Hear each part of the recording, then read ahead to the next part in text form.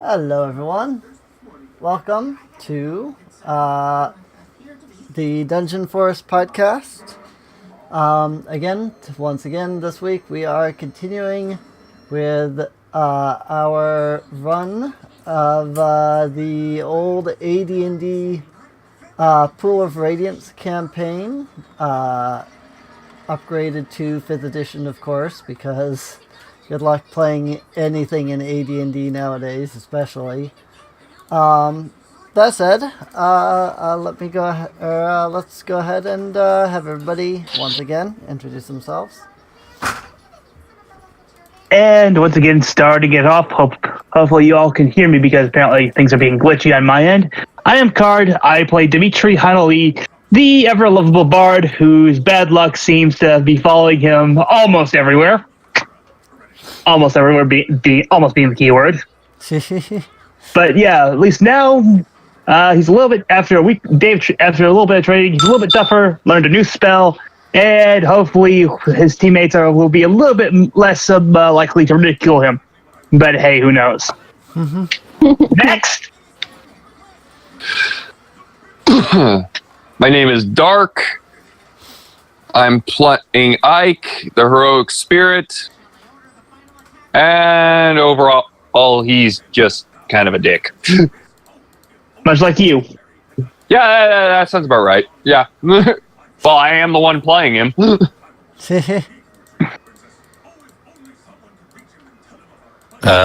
it me again?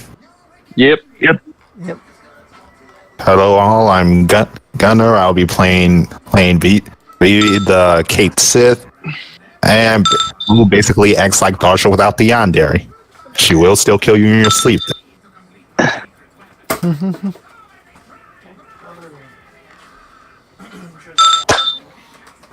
Hey. All right. I am Jace, and I am playing the Dragonkin primordial weapon thing, Zune. Woo, water spells. That's pretty much it. Alright. So then I'm playing Serene and Aurea, a dragon-bound half-dragon and her sister dragon.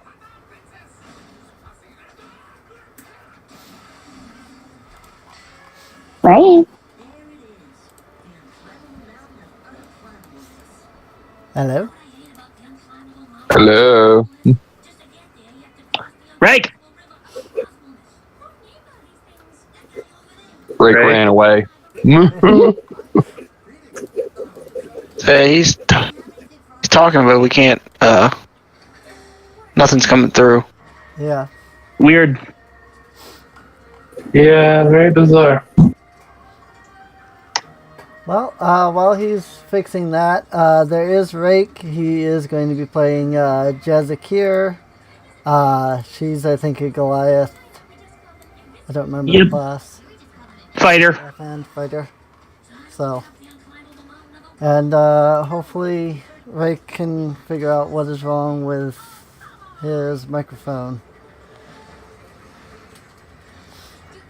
I guess that. Yeah. So.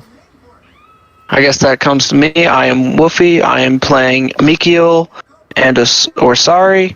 They are a dragon-bound couple as well. So. Yeah.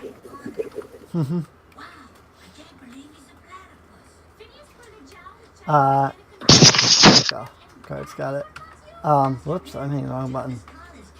And I am Serene, the Dungeon Master, and person that is working on converting this campaign over to 5th edition so that it is playable. Check. Probably... Check. 1, 2. Hey, there's Rake. I hear him. Yeah, I just had to disconnect my regular microphone, and I guess I'm just using my laptop mic instead. Weird. Huh. Yeah, I have had that with my microphone where I have to disconnect it and reconnect it in order to get it to work. So, I don't know. Microphones, how do they work? By annoying They the don't crap have out of time. us.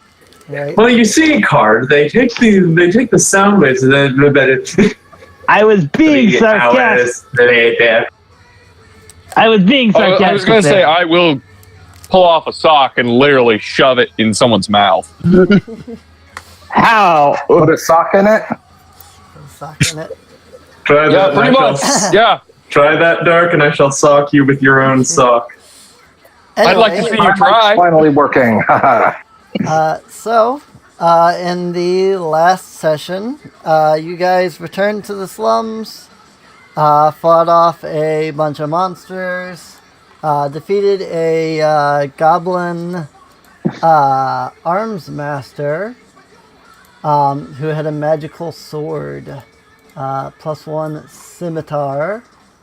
Then you went and fought a bunch of ogres that were smashing things up. And now you have returned to report that the slums have been cleared. Over a course of a day, you guys spent time training up with the various members of the training halls and things of that nature. And now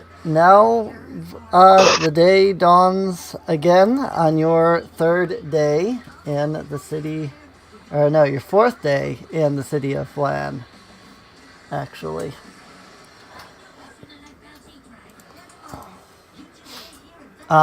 So, you, as a reminder, you have been asked to journey to Sokol Keep,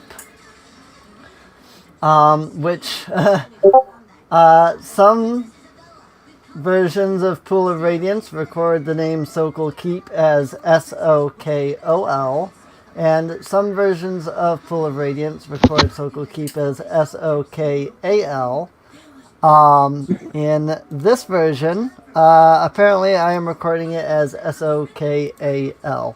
So that's something for you guys. But yeah, so Yeah, more or less to summarize, we gotta go to this spooky island that has a lot of undead. Oh my god, it's Scooby-Doo Escape from Zombie Island. Maybe, not sure, but regardless, we've got somehow charter a way across the River of Death because apparently the river's toxic. the Barren River is in fact toxic. In fact, the Barren River is so toxic. Any character who touches the river with any exposed body part must make a DC 12 Constitution saving throw, taking 4d6 poison damage for every round that they are exposed to it, or half damage without being poisoned. By the way, I apparently missed to write down that you got poisoned on a successful save. So, yeah. So pretty much at this point, everyone's is either waking up or has woken up, and we're probably discussing how the hell we're gonna get across to Sokol Keep if the river's sort of poisonous. well, I mean, there are boats that run. I was gonna say, yeah, it's like there should be both. Yeah. Let me I did arrive here on boat, so. Let me rephrase that. How are we gonna get across without paying?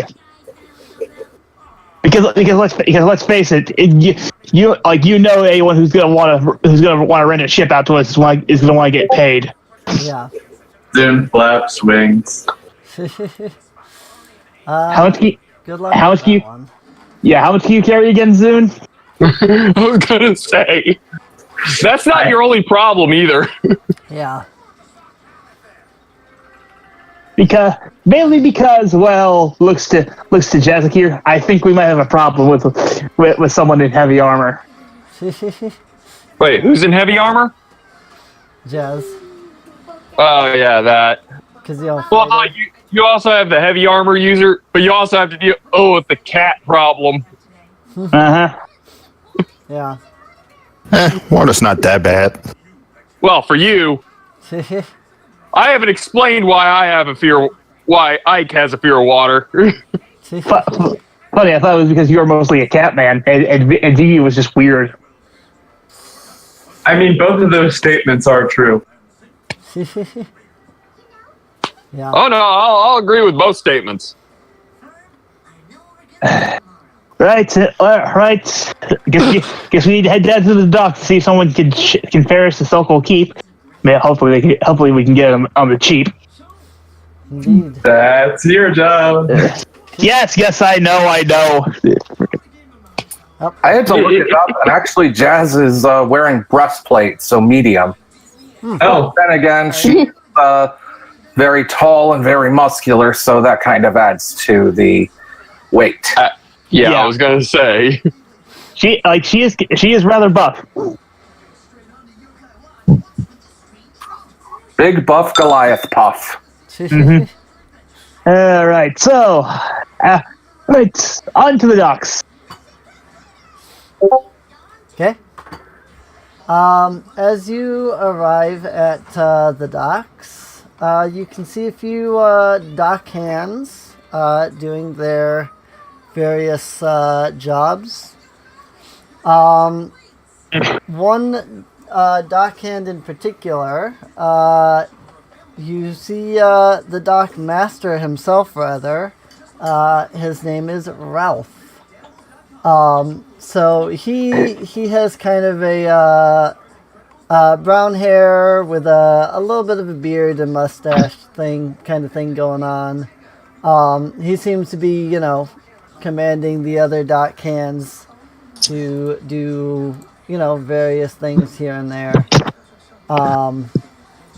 As you arrive, he turns from what he's doing and looks over at you and says, "Good day, mates. What can I do for you?" Good day to you too. So listen, my fellow adventurers and I were hoping to find someone who would be willing to ferry us to Sokol Keep because we've got business there from the council, and well, let's face it, if we official business, gotta take care of some beasties there and there, clear it out, open up that place as a lighthouse so that you can get more business, so that this place can be a bit more thriving. Ralph will nod at you and say, "Ah, yes, I understand." He says, "Sure, and I'd be certainly willing to ferry you across the river to Thorn Island. Of course, this is a business, so it would cost you." He kind of looks over your group for a moment and says, "That said, since you're sent by the council, I'll give you a bit of a discount. For all of you, I'll do 1 gold." Dimitri actually thinks it over for me. He's like, well, Dockmaster, you drive a hard bargain, but I think we can part with 1 gold to help your business. So he hands him the gold. It's like, so which one of these fine vessels will be taken over there? And of course, Dimitri is sort of thinking, it's like, okay, that costs less than I thought. 1 gold, no problem. So we could probably get 10 times the amount from back for anything that's in that keep. throws us on cargo hold of most crappy ship in the area. Yeah, that's what I'm thinking too. So Ralph directs you to the boat that you'll be taken on. The boat, as you arrive, you notice that the boat in particular is a fishing boat, basically. One man sits on board, and as you arrive, Ralph says, "Hey, got you some company to sail over to Thorn Island." Oh, oh, cool. Like, who exactly will we be going with today? Or is it the Dockmaster saying that to the fisherman? I couldn't really tell. Yeah, that was Ralph was saying that to the fisherman. Yeah, well, okay, then disregard that. Dimitri's is going to bow. He's like, he's like, it's good. It's like good to meet you. Good to meet you, Captain. I am Dimitri Hadali, like de facto leader of this merry band of adventurers. Like, please, we are in your hands for our passage to and from Thorn Island. 3, 2, 1. The fisherman will give you a sorry, my brain is like completely like skipping on the name of this character. Okay. The fisherman gives you a quick nod and says, my name is Andre. I shall be ferrying you across to Thorn Island. Okay, full stop. Gotta ask: is he human or is he a Goliath? He's a human. Is he tall for a human? Not particularly. Okay, then I can refrain from using that joke. I knew what he was going for. Yeah. Like, God damn it. Yeah, no, it's not. So anyway, back on target. And Dimitri's like, good. He's like, well, we're ready to head. Well, we're hoping to head over there post haste. So if you need any help getting the ship ready, we'll be able to help you in any way we can. He sort of looks over to everyone, right? He's like, right, guys? Andre will speak up and say, actually, it just so happens that I had just finished getting ready to leave. So all you should need to do is hop onto the ship and we can get going. He will very quickly after that say, do be careful not to slip, however. The river, if you are not aware, is very poisonous. She's like, so I've heard. And trust me, I will be, at least for myself, I will be taking the utmost care on making sure that I don't fall into, well, that. He sort of points to the river, and I have expected that point it pans over as some dead fish, float to the surface. No, because this river has been cleared of fish for quite some time.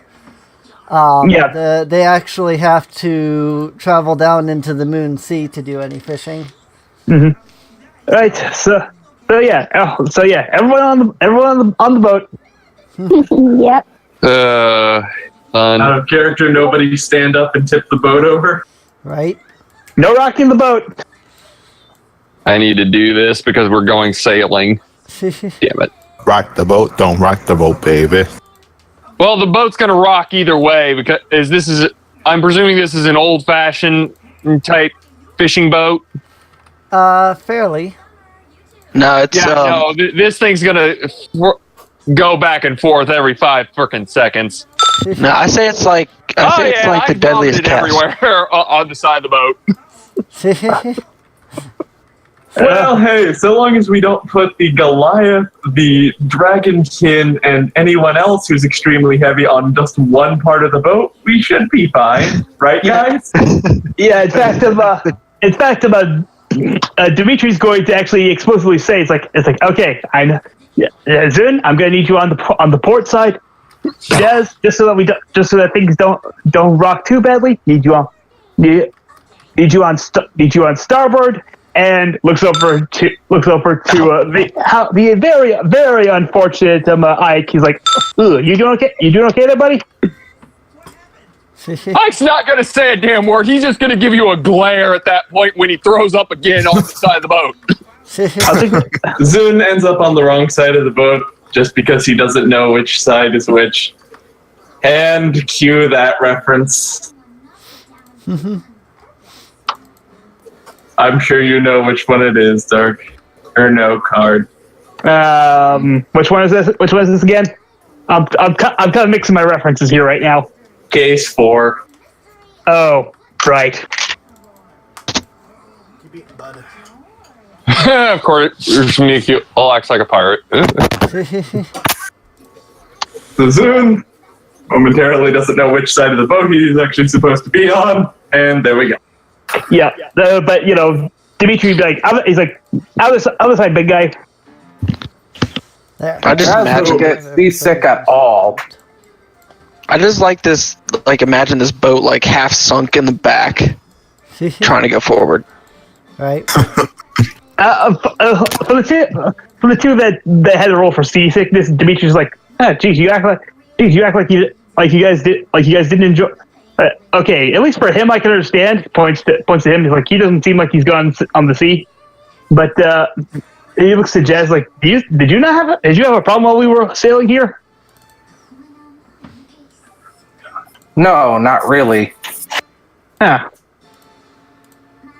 maybe. It's I don't just know. the whole, being a Goliath. We're not used to being in water. Right. Sorry. So maybe just been traveling a lot, so I'm used to used to being in weird weather conditions and various forms of travel. You ever been on Camelback? No. Trust me, you don't want to be on those things. They smell, they're nasty, and they like to spit. I trust I'd break its back if I tried. Oh no, actually no. Some camels are kind of built for heavy loads. So you guys should now be on the Sokol Keep map. Mm-hmm. Yep. So if you would organize your characters just off the edge of the map down here, in whatever your marching order would be. Oh no, Ike's going to be running out of the boat, so he's probably going to be right there in front. Okay, I'm on land. I'm good. And Jazz wants to kick the door down, so... Knock yourself out. Right. Yeah. The whole time, BB might have just been laughing at people who were seasick. So that said, you all arrive on Thorn Island, where Sokol Keep rests. The ground around the island is, it's soaked by the corrosive seawater. So the ground is mostly mud. Not like difficult terrain, but still like your feet It's are squishy. washing. The grass around the keep and on the island, it's all withered away and become this sort of deep, ugly, sort of brown shade. All right. Who played Wasteland? I want to know who's trying to get their zombies a field power bonus. Sorry, I thought everyone had a Vault Tech vault here. So the walls of the keep are covered in slime, mold, and crusted dry salts. Many of the walls seem to be in serious disrepair. In fact, you can see that there's actually very few vines that are growing on the walls because of the corrosive seawater. It's really hard for the vines to kind of grow and sustain themselves. So, with that said, though, you are directly outside of the gate of Sokol Keep. Zern grabs his scimitar, puts on his shield, and puts Steel Tsunami on the scimitar and is ready to go. Okay. Oh yeah, he also takes to the air and tries to have a quick look around. Do we see? Okay, this is gonna seem like a stupid question, but do we see the dead body? Yes. Well, We're just ignoring that. Dimitri's gonna go over to the poor sap and well check him for a sort of insignia military ranking, essentially to see if there's any identification to who this poor sap was. All right. It's an elven body. As you kind of try to lift it and shift it around, the poor unfortunate body kind of crumbles in your hands. The corrosive sea air here has really taken its toll on the poor body. A lot of his equipment and weapons are badly rusted and corroded by salt. His leather gear is worn-eaten and crushed in dirt. You do, however, find a pouch sitting not too far away from him. A what? A pouch. Well, scooping that up. And cracking that open and see what's in there. Okay. Before that, the other thing that you will notice is a bronze medallion around his neck. It is crusted in patina, and the medallion has a symbol of two seraphim that are intertwined. So, I'm not the most religious guy here, but I'm also gonna snag that. Maybe this will be coming handy later. right. Quickly, brush off any sort of dirt and grime before putting it around my neck. So, hold up. Yeah, I do have prestidigitation, so I could just do that. I could just use that to sort of clean up. It's like, one moment. Bingo. Cool.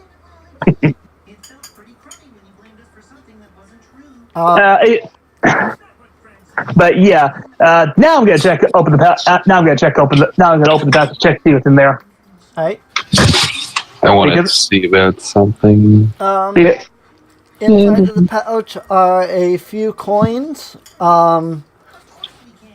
They are so badly rusted and corroded that they are pretty much worthless at this point.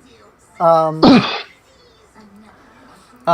that, however, there is a crumbling parchment scroll. You pull it out and pieces of it just kind of break in your hands. But on the scroll are 3 different words. I will type these out as well.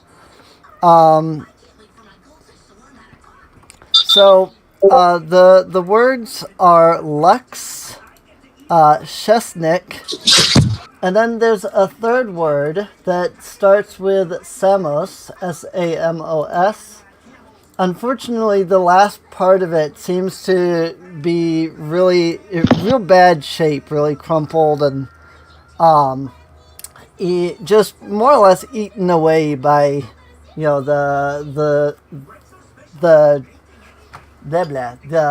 corrosive sea air and things. Okay. And unfortunately, you're not able to make out the rest of the third word. Okay, is it all written in common, or is it a common translation of something? Or would that be or would that be some sort of check? I need to be able to determine that. That would be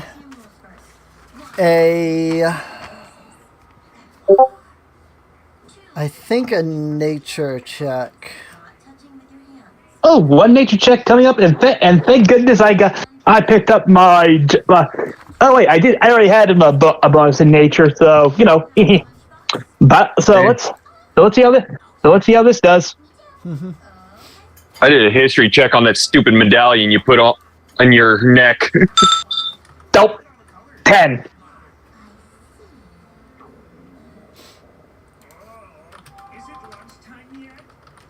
Hey, if you want to history check this thing, go nuts. But technically, I haven't shown anyone the medallion yet. Yeah. No, but I would be close enough to the dead body or I could actually you grab it and put it on your neck.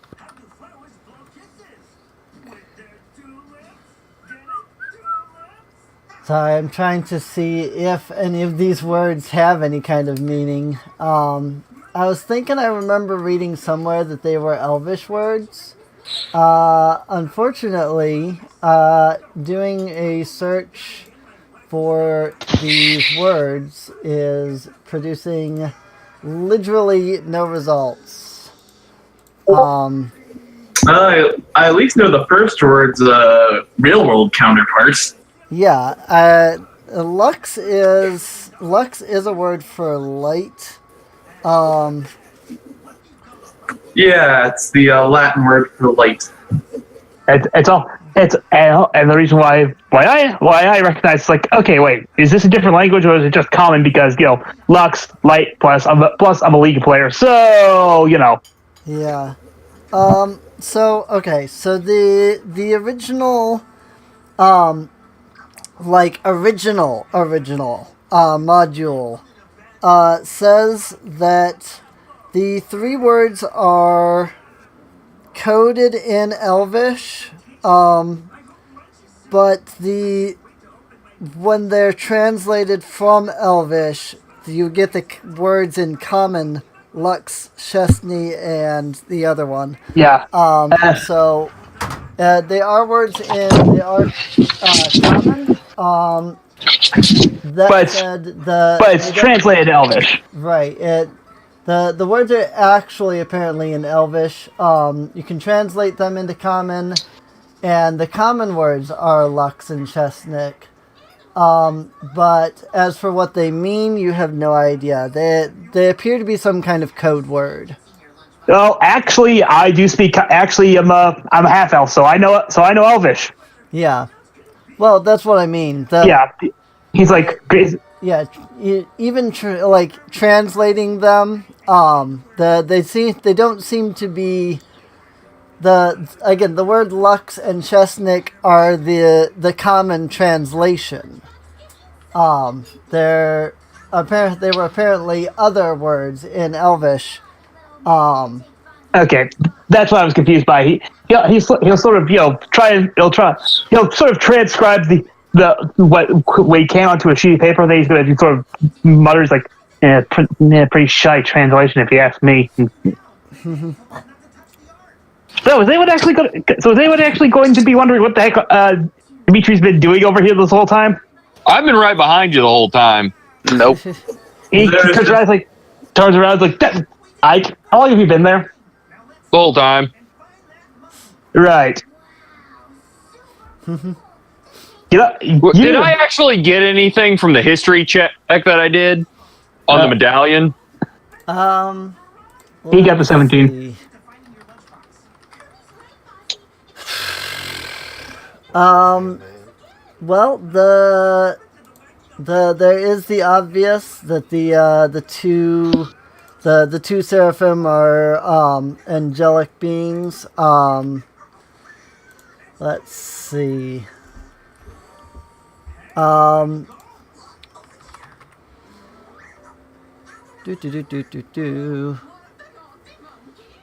Whatever that amulet did, it didn't save this poor chap's life. Yeah. It's... Oh, that's what patina is. Okay. Patina is like the green, like, rust coloring stuff. Yeah, no, there really doesn't seem to be anything that you can recall about this. It doesn't really seem to be anything in particular that, that really, like, sparks your memory. Okay, I just wanted to know. Yeah. Figured I'd give it a shot. The campaign module doesn't have anything for it, so I assume it's just a bronze necklace. Still a medallion. As it never comes into play, so.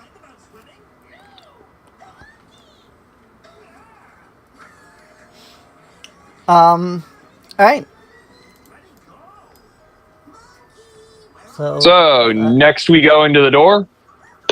I have expected Jazz to, while I was searching this poor chap's body, for Jazz to have already be up in the door, sizing it up in bed, right as I get done, so she puts her boot through it.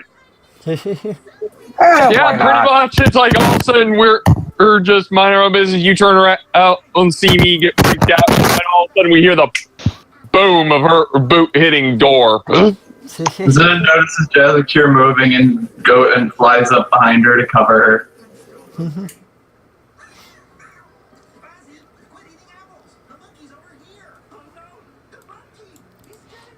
Which pretty much just says to all the undead, "Hey, living people!"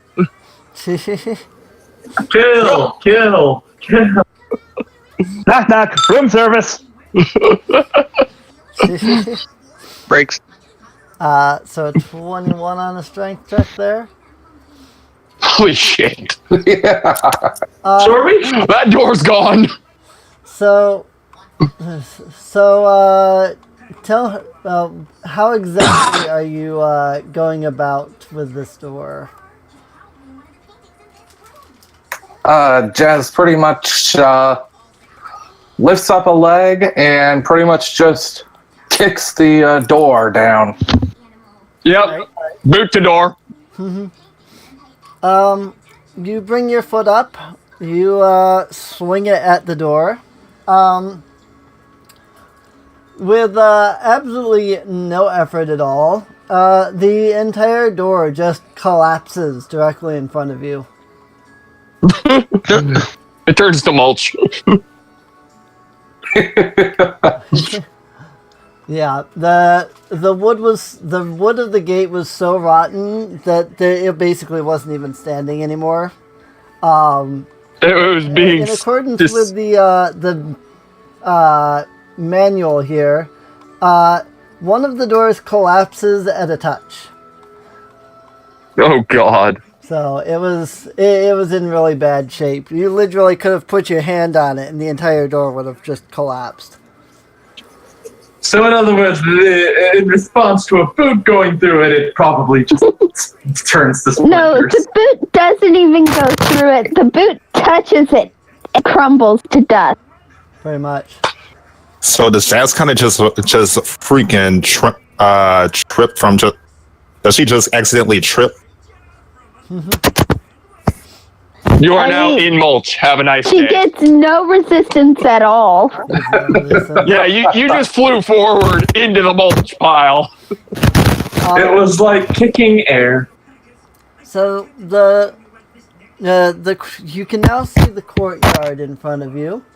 The courtyard is filled with the same scraggly brown grass that you found everywhere else in the island. The wind blows mournfully throughout the buildings, and you can hear the banging of shutters, signs, and doors.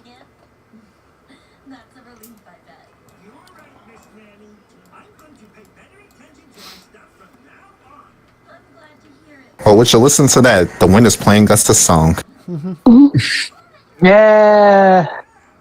The beat's a little off, and I'm not so sure about the composition, but I will agree. Mother Nature does always have can produce some lovely music.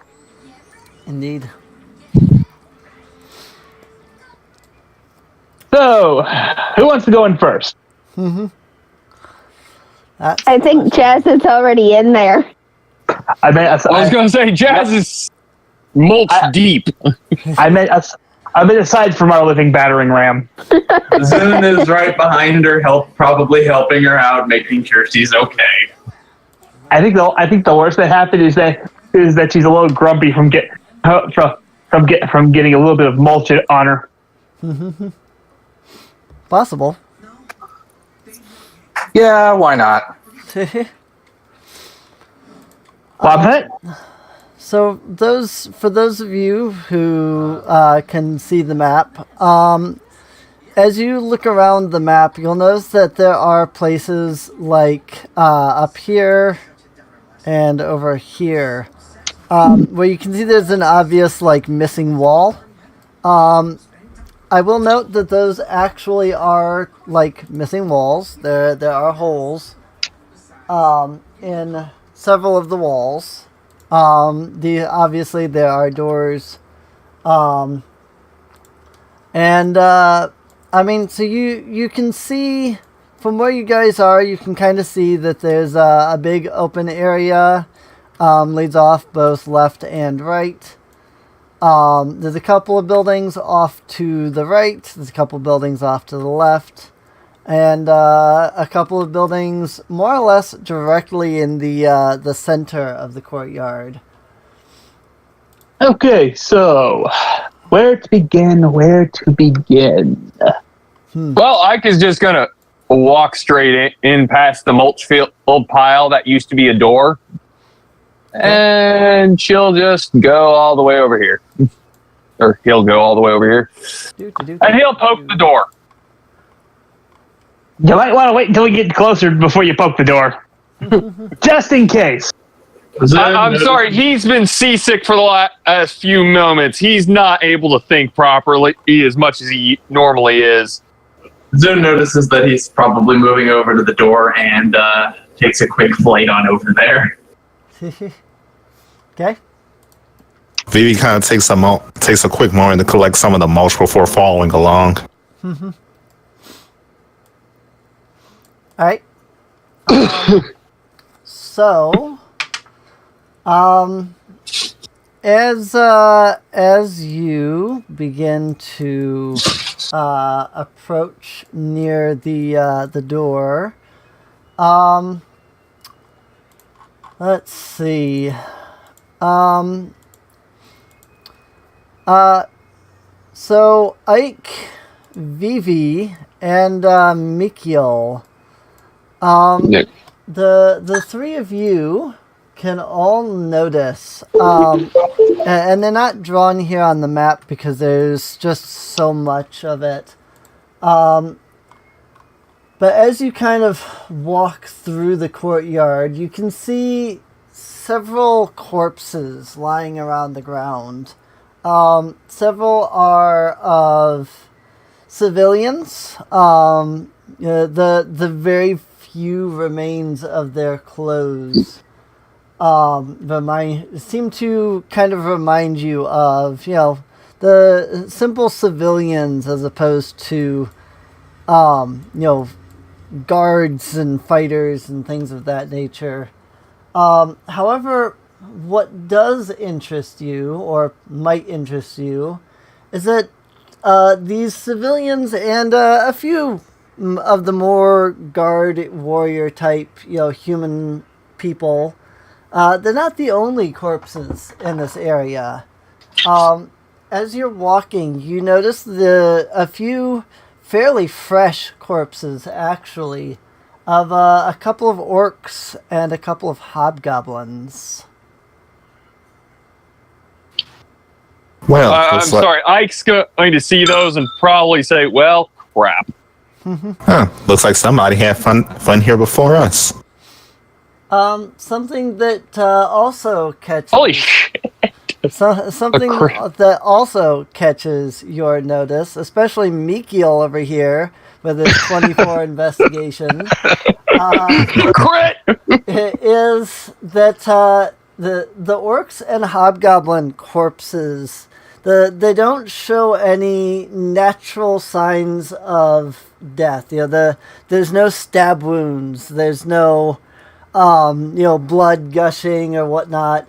Instead, all of them have this look on their face of complete and utter terror, as if they were alive, saw something that scared them so badly that it literally killed them. Looks like they met that wraith.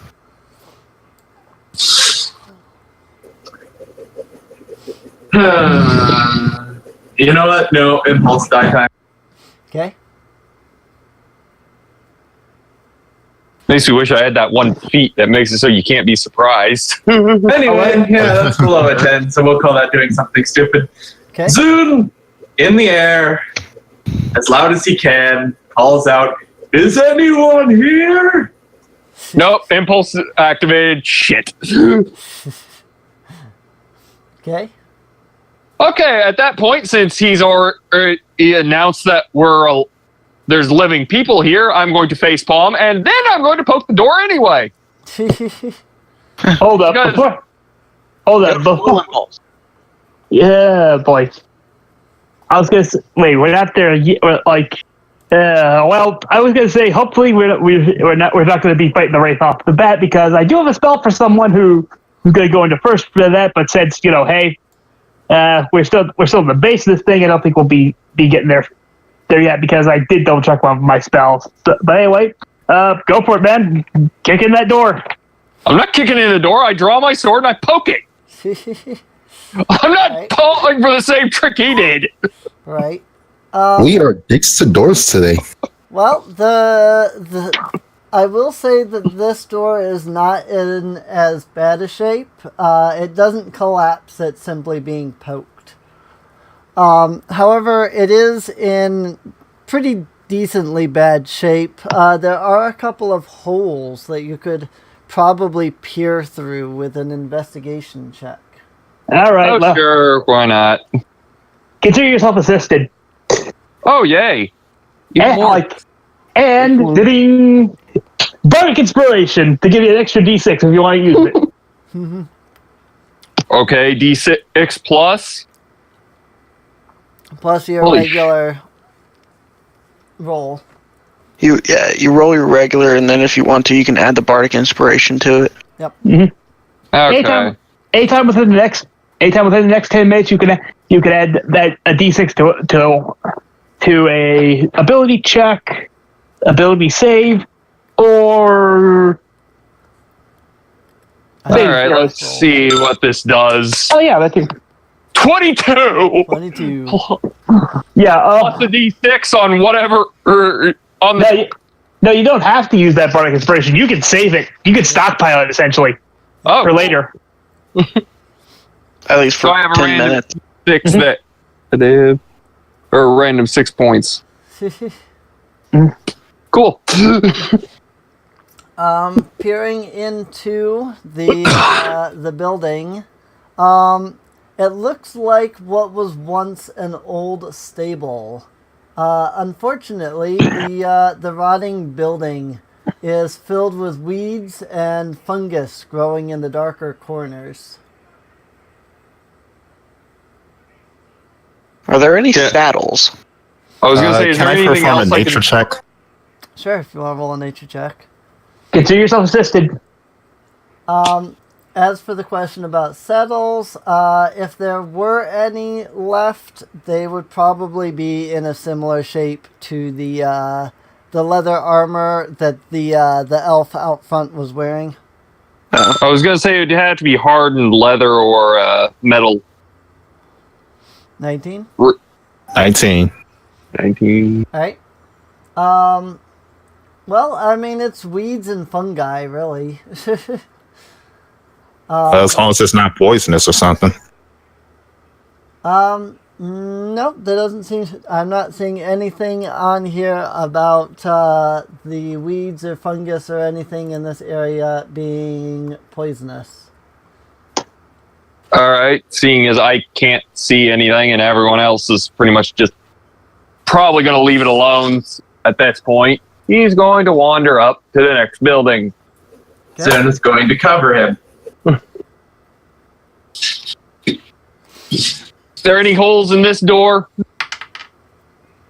Speaking of holes, looks like there's one without a door up here. Yeah, there actually is a building right here that doesn't even have a doorway. In fact, you guys are close enough to it. I will just go ahead and do that. So as for this building that you're all kind of standing next to, whoopsies. This appears to have once been some kind of old storehouse. You can see barrels and crates that have been smashed in. The door has been completely smashed in. Anything of value within the barrels and crates appears to have been taken quite some time ago.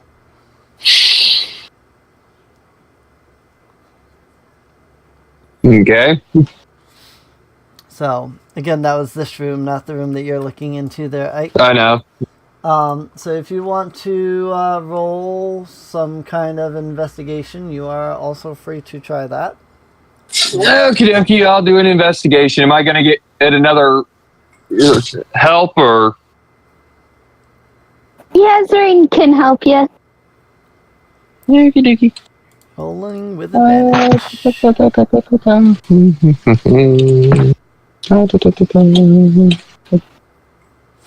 Buttons. There. Wow, an 11. Okay, you know what? Just for shits and giggles, I'll use the +6 on that 11. It's not a +6, it's plus 1d6. 1d6. Yep. Oh, plus 1d6? Yeah, plus So I 1d6. have to roll for that. Okay. It's an 11 plus 1d6. 3. 3. So that's 14. Alright. Well, the room here is a small bare earthed floor covered with a thick growth of fungus. Okay. There's a lot of You know fungus what? in this area. No. I'll point to Dimitri to go check the one room in the middle that we have not touched yet. All right. I go over to the one on the far side. Alright. Hey, he's like, okay, just make sure someone's there to cover you because let's face it, you're not exactly. Zen would always be kind of covering him as soon as he sees someone moving away from the group, he covers them. Mm-hmm. Something I should note, this center building, there is something interesting about this center building, which is that it's a fairly stout building. In fact, it seems as though it's been relatively untouched by the ravages of time, unlike the majority of the rest of what you've seen around here. Okay. Yeah, just gonna punch the door down. Hold up. Just kidding. No, so it's like before you decide to wreck another, before you decide to punch another door, I'm gonna do a quick perception check to see if there's anything in there that might be a little bit bitey. Okay. School comes out 14. and starts stacking on you. You hear no sounds or anything from inside the room. Okay. Next order of business is as quietly as I can, which is probably going to be a stealth check. Yep. Just to open this door. Okay. Because unlike the rest of you, I remembered. Oh wait, there might be zombies. Right. No, I remembered. At this particular moment, I don't care.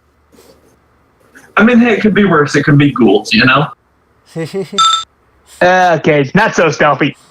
I was gonna say you suck at stealth. How about, hey, Hey, Bard. I'm supposed to be the center of attention most of the time. Right. Fair enough there. In the words of Bakura from Yu-Gi-Oh! The Abridged series, Buggeration! Mm-hmm. Oh, great. So, Dimitri. This is where the zombies are, aren't they? It is not where the zombies are, actually. Whew, okay, no zombies. You lucked out. As Yep. as you push the door open with a loud creak, I would have probably heard that and went, oh, god damn it. a massive orange blob rises up from the floor and swings at your face, landing a critical hit. Not the face! It was the face! Oh, it likes you. The bar's dead. Oh, the bar's dead. It was dead. Unless someone's willing to assist him to try and get him out of that doorway really, really fast, he's dead. That's me applauding Dimitri's fail there. Wait, who was Zoom covering out of curiosity? You said, You said you were coming with me. Oh, yeah, can't help you. BB's technically within 5 feet to pull him out if necessary, I think. Yeah, I was going to say Vivi or Jess are the only ones that can actually help him if any way, shape, or form. Oh well, he lives down. Alright, well, there's his initiative roll. But yeah, so you are going to get hit with 16 points of bludgeoning damage, along with an extra 7 points of acid damage, as you get smacked in the face by a gigantic ochre jelly. Man. You just got slapped by gelatin. Living gelatin.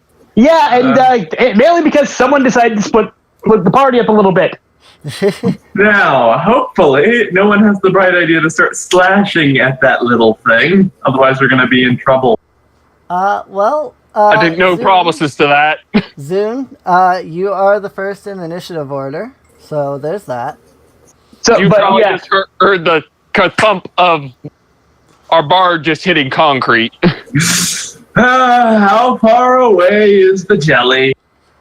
Well, you have to move 25 feet just to be able to see it, because you have to go all the way around the building.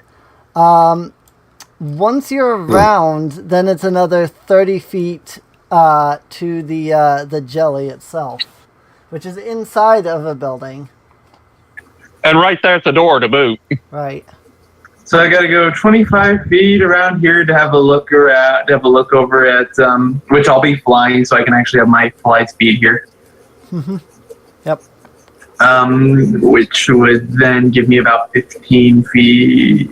BRB. Well, Stubb's not going to be here for a while. I'm going to go get dinner. See you in a bit. Okay, can I see the jelly after moving 25 feet, or how far do I have to move to feet? Yeah. Oh, I can see it after moving 20? Once you move 25, you can see it. It's just inside of the building. Oh, okay.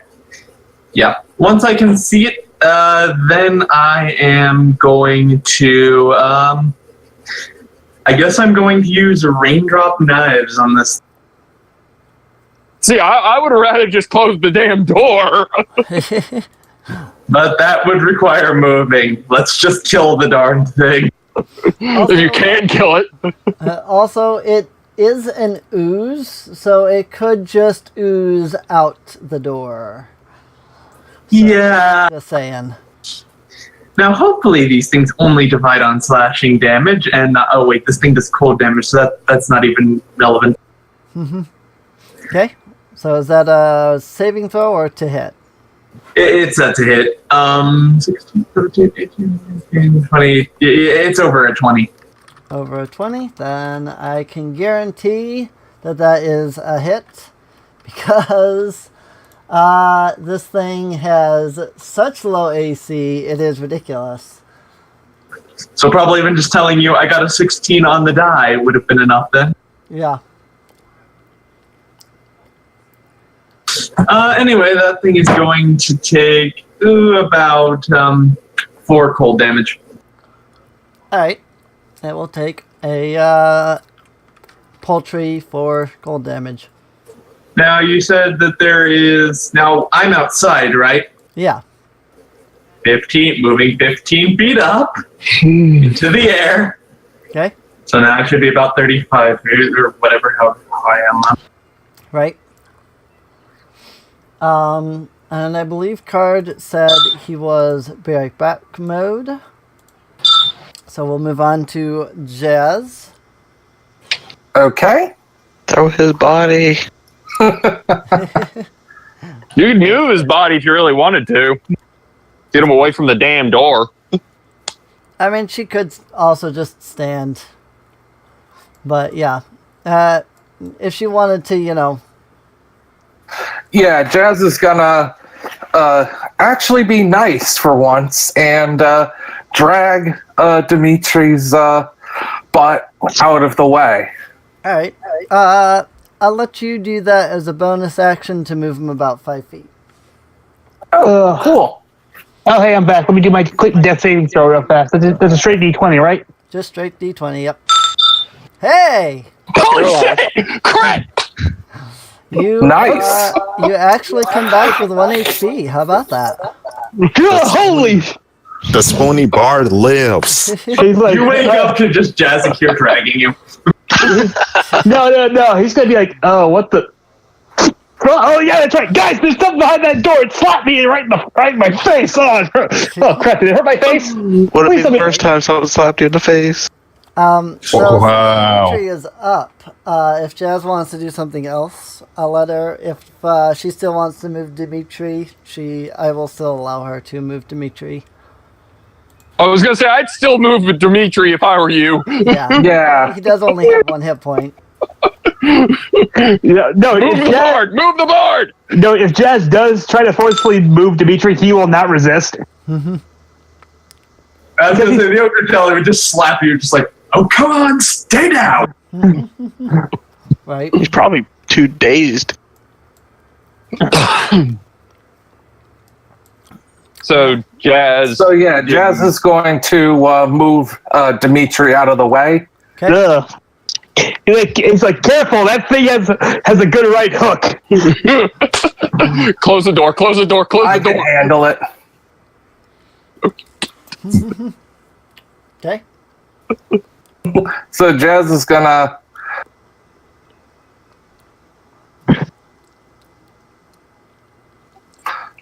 take out her trident and throw it at the ooze All right. or the jelly. Well, you're probably not getting that trident back. Oh, hell no. That thing's gonna be dissolved. I don't think this is gelatinous cube, but could. I mean, it depends on what the trident is made out of. It's probably made out of metal, right? True. Because if it's made out of metal, ochre jellies dissolve things. The ochre jellies, they honestly digest.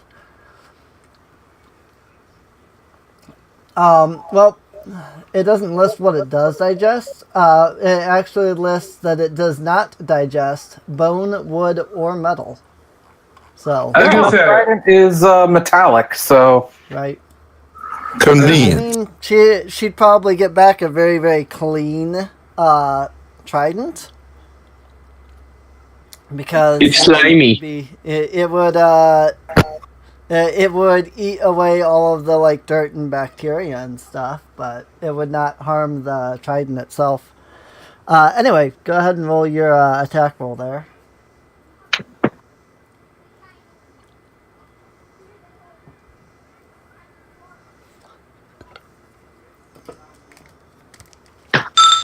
Roll to slap this slime. 8. Would you believe me if I told you that hits?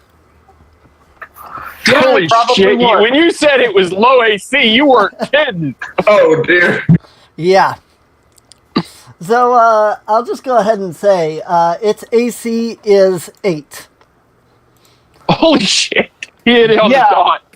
Yeah, exactly. yeah, yeah. Slimes and oozes don't exactly have the best AC, but they're kind of spongy. Yeah. The thing with like oozes and stuff is they don't have any natural armor. They don't wear armor, so their armor is 10, and then it factors in their dexterity, which is, for this one, if you didn't see its initiative roll, oh wait, we're using wisdom anyway, well, it's the same number. If you hadn't seen its initiative roll, when I did roll it, it was a -2, so its dex is -2, so that's -2 out of 10, and so that's 8, so 5 piercing damage, alright. Warp. So your trident goes into the jelly with sort of a sickening splush. Now we can hope that piercing damage doesn't cause these things to separate. Or that he can take the trident and throw it back. That brings us to Vivi. Well, Vivi's gonna back up first of all, not wanting to get close to that thing. Right. Yeah. You don't want to get bitch slapped like the bard. Seriously, this is the second time in this campaign I've either been reduced to 1 HP. You have bad luck, apparently. Are we sure Vivi's not affecting him yet? And I was gonna say, for once, it's not Zune's fault. Right. So, how negative did you go on that? Oh, you want to know how far negative? How much damage did it do to me again? 23. Yeah, I was at -4. Shit! Wow. Yeah, thing bitch slapped me like I owed it money.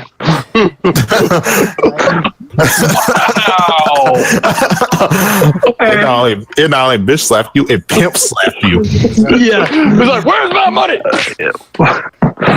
So one thing I do like about this encounter, the module actually states that unless you succeed on a stealth check to open the door, the ochre jelly actually gets a surprise attack, which is why it got that. Yeah, which is why it bitch slapped me. And you guys wondered why I was trying to be stealthy. It's like, wait a minute, this thing's pristine? There's something in there. I gotta be stealthy.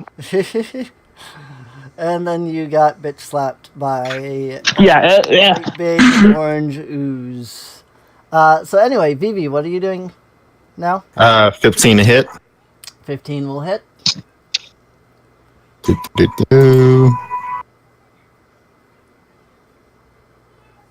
Dang, send damage from a firebolt. Please be lit on fire. Well, firebolt only ignites unattended items. Right. Slurp. Oh, So how much damage? 10. 10. Dang. Yeah, I got the full damage. All right. Cool. All right. That brings us to Zareen, who's way the heck down here. Yep.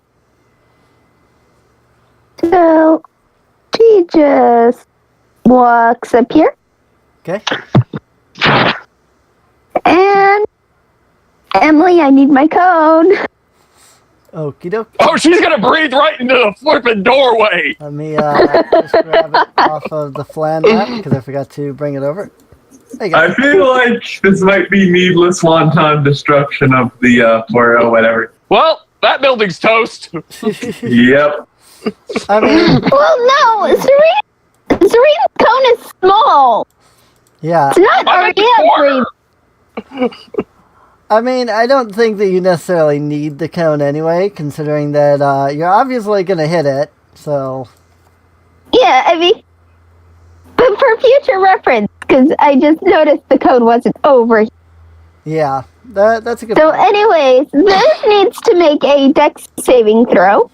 Which we already know it's crap at. So... Watch it nat 20 just for the heck of it. 15. Eh, Hit And actually really well. 15 saves, but it'll be fire damage. Yeah, it'll be fire. Not and also slashing? damage. Or thunder. Good thing I didn't take Thunder Wave. 7. 7 damage. That Yes, half. 7 damage. So Sorry, that'd be halved. Sorry, that's thunder. Lightning damage. Lightning damage is also what causes this thing to splurt. Yeah. Lightning damage. Lightning and slashing. Alright. So it's going to take 3 damage from taking half of that 7. And unless you have anything else, it'll be Mikiel. Let's see. Okay, I can't go there. To be honest, I guess. Oh, sorry. To be honest, I was really hoping that Zareen would just Delaware smash this thing into pieces. She doesn't have any bludgeoning. I know. I guess I'll go there and Okay. shoot my short bow. 10 will hit. Not often you hear that. Nope. It will take 5 damage. Mm-hmm. Alright. And that brings us to the dragons. Or at least Oria, anyway. And now the thing's toast. Yeah, because Oria's doing the same thing. Whoops. Wrong one. 7! Oh, yeah. It's It's gone. It's gonna take full damage. This thing's fried. And probably the building. Rolling that 4d10 damage. Please be dead. 3, 2, 1. 6, 12, 21, 29. Holy shit! Holy crap, it's still up. Nope, No, it's it's dead. not. Zarina, are you sure are you, like, let's see. Only had 16 health. No, it didn't. It actually had more. Shouldn't have. These things have 45 health, we only did about 23 to it. Really? Sorry, 28. Yeah, we only did 28 to it. Let me... Is that counting the other damage? I was gonna Yeah. I was gonna say, hey, are you counting the trident and everything else that happened to it? Yeah, 5. Because I just did 28. Or 27. Or whatever. Yeah, I was gonna say I had it listed at having 18 hit points, and that was after it took 4 from the first attack, putting it at 41. Then it was down to 36. Okay, I must have. 28. Okay, then I must have missed an attack because remember I was gone. Yeah, you must have missed something because it went down. It was only down to, it was already down to 18 after everybody else's attacks, so. Anyway, Dimitri's after that. Dimitri's like, okay, thanks. Anyone still has those healing potions because ow, I feel like I just got slapped by a bunch of acid. It's like I walk over. I'm like, sorry about that. It's like I give him the health potion I have because I feel like it's my fault since I told him to open the door. It's 2d4 plus 4 for a healing potion, right? 2d4 Plus what? 2. Okay. 7. Hooray! I'm still at less than half HP. Can't you use your healing on yourself? I only have 3 heals. I'm saving one spell slot for a buff when we get to the boss. Fair enough. Zim has his scroll, but he's also wondering if it's probably best to hold on to that for a minute. Yeah. Jez shrugs her shoulders and takes her potion of healing and just sticks it in Dimitri's mouth. Gag it! Okay. Drink up, baby. Oh, hey, we're supposed to keep this thing as 7 again. word. You one more 7, you get lucky. So that was 90 experience for that combat. 90 plus the 630. At 500. 630 right now. Yep. 630. Because you guys were already really high in experience, above 300 from ogres smashing things up, giving you 200 experience. But yeah, after Jazz forces the potion down, he's like, "Is that really necessary?" Not that I don't appreciate, but still, give me some warning next time. There's a joke. There's a You joke seemed here like you that I were don't going want to die. I figured I'd help you.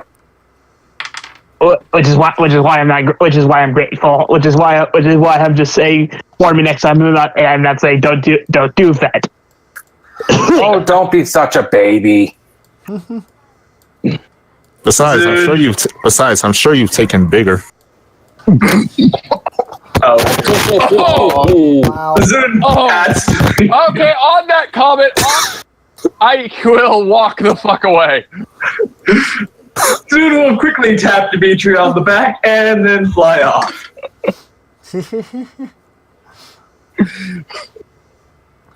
Ike. Yes. You turn and you start walking back up the pathway.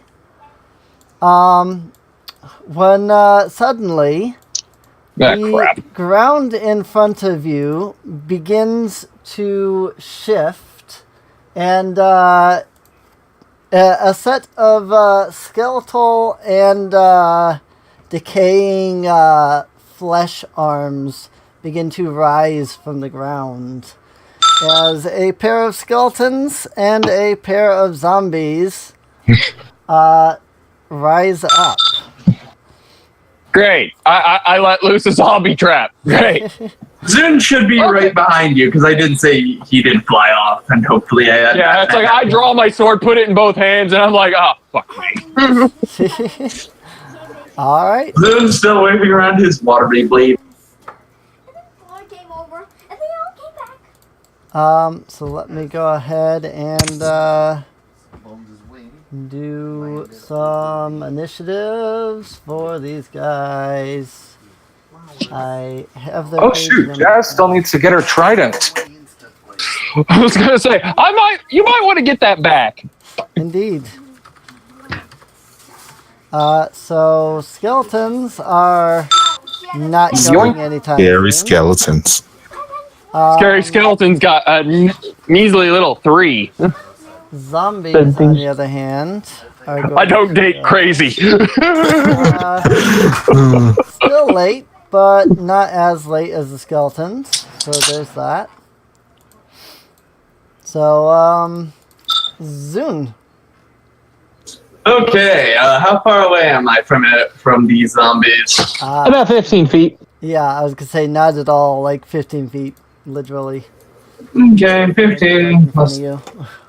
I was gonna say, you should be, if you have a breath attack, you could probably get right in front of me and just blast all 4 of them into a concrete. Unfortunately, nothing that fantastical yet. He's a dragonkin. The dragonkin do not have breath weapons. Oh. We get wings instead. Mm-hmm. Oh, so you get wings, but you can't do. Okay. Yeah. That being said, I could probably go over there and start attempting to harass a zombie. But I'm not going to fly too close yet. I guess I'm probably just going to go ahead and raindrop knives one of the zombies. Wait, you're a Natsu in dragon mode? No. He's a water variation of Natsu. Get it right. Okay, fair enough. Well, I meant just the look. No, he's green. The general look of it. No, okay. You know how Dragonborn look, right? Yeah, they basically look like giant lizard men. Okay, now imagine one with wings. Right. Okay, fair enough. I like how he said lizard men, and that's exactly what you call them, Emily, in your campaigns, at least War of Magic and whatnot. No, they were dragon men. Oh yeah, Dragonmen are. Never mind. So, I mean, Scratch there that. were also lizard men, but they're actual lizard men. Yeah, I was confusing them with the Dragon Men. Yeah. Sabat says hello. Oh my gosh. There were dragon men, and those only appear in So will a 16 hit a zombie? yes. Yay. Yay. The things also have relatively low AC. Oh boy. Hopefully we won't encounter what's infamous about zombies. Dunno. 7 nice damage. 7. Alright. And what do these zombies do, Card? You'll see. Because in D&D, zombies have a rather nasty little surprise. Yep. Oh yeah, these things actually... So don't let them bite you, basically. No, not that surprise. But anyway, Dimitri's going to walk over to where Zune and Ike are. You gotta see the zombies, like zombies and skulls. It's like crap. Oh well. He looks over to the zombie that Zune hits, and it's like, hey, brainless. I bet you couldn't hit the. I bet you haven't eaten anything in so long that even a half-dead fish looks appetizing. Vicious mockery. Vicious mockery. It's a saving throw. Yep, wisdom saving throw, which these guys should be horrible at. Actually, they're not horrible, but they're not great at it. So, 16. Let's see, 16. Let's double check my modifiers. Yeah, bugger. Saves. They're too stupid to fall for your vicious mockery. He's like, nope, too stupid. It's like, Well, the zombie just tilts its head at you. Like what you say? I said your mother smell. I said your mother was a whore, and your father smelled like elderberry. Sticks and stones. Right. I spin in your general direction. Thank you. I understood that reference. I've never seen it, but I did understand the reference. So. Your mother was a hamster, and your father smelled the elderberry. Well, next we're gonna meet the knights of meat. The Frenchmen were great. Yes. Anyway, Jazz, come over here. We're gonna need you to bury some people again. All right.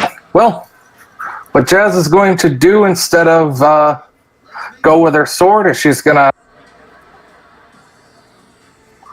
pop right here, pull out her heavy crossbow, and shoot skeleton 1. Okay. Okay, stupid question time. Break. Yeah. Is the heavy crossbow's name Sasha? Nope. Okay. Is it named Lapis? It doesn't have a name. Well, when we get through with this, you might want to name it. Fair enough.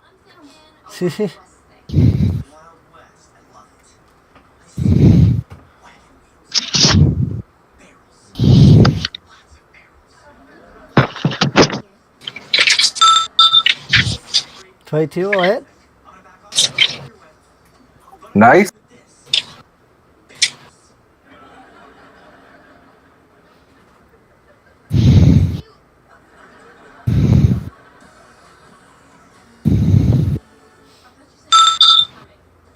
Six damage. All right.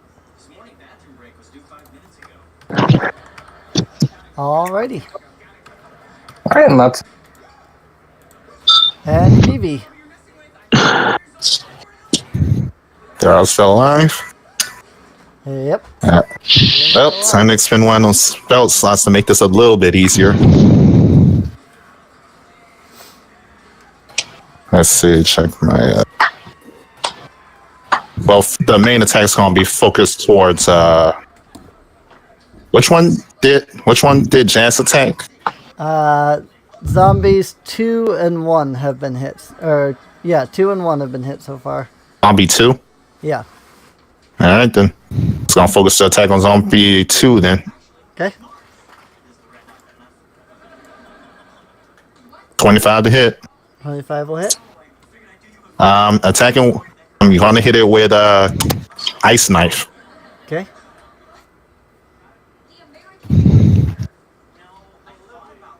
Okay, let's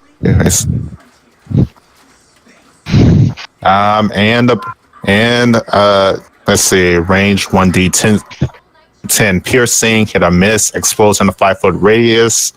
Does 2d6 cold damage, and if they fail a dexterity saving throw, an additional d6. Alrighty. So let me roll the d10.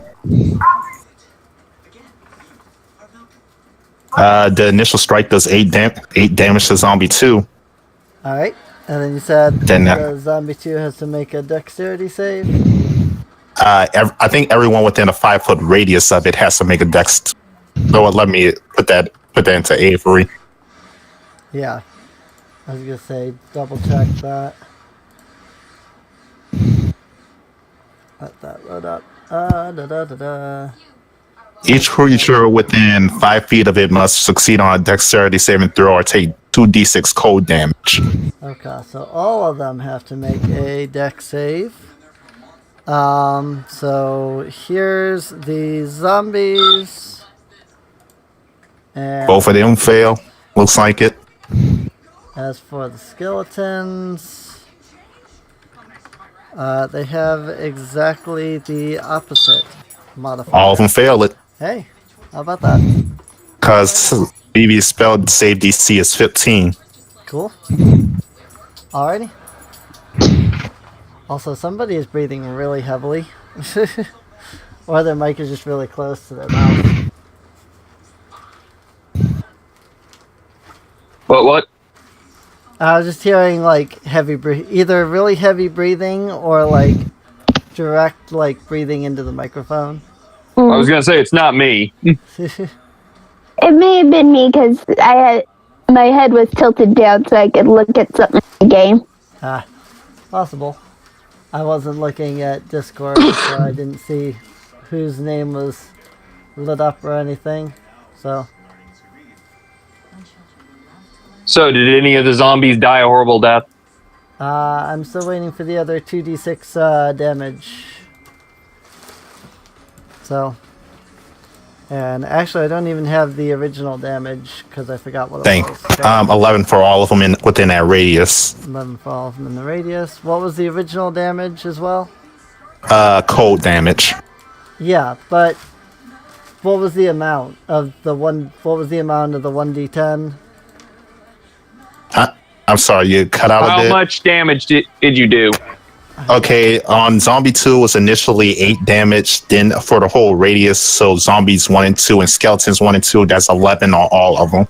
11 on all of them and 8 to begin with. Alright then.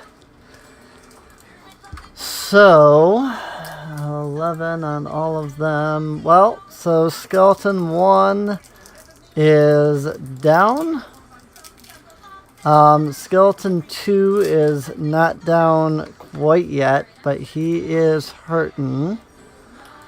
Zombie 1 is still up. As for Zombie 2, it is going to it is also down. Okay, there is that. Alright, so we have Skeleton 2 and Zombie 1 that are still up. But the others have gone. Zombie 1 and Skeleton 2 have gone, or Zombie 2 and Skeleton 1 have gone down. So, Zareen. Yep.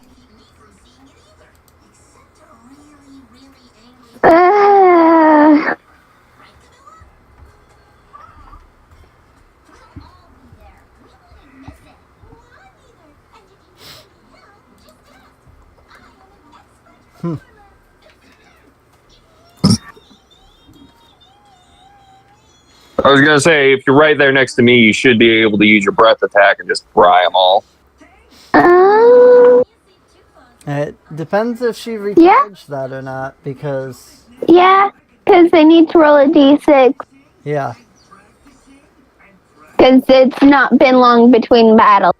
Right. And true. I kind of just went around the corner. Hello, zombies! Yeah. That is not a recharge. That is a 1. Nope.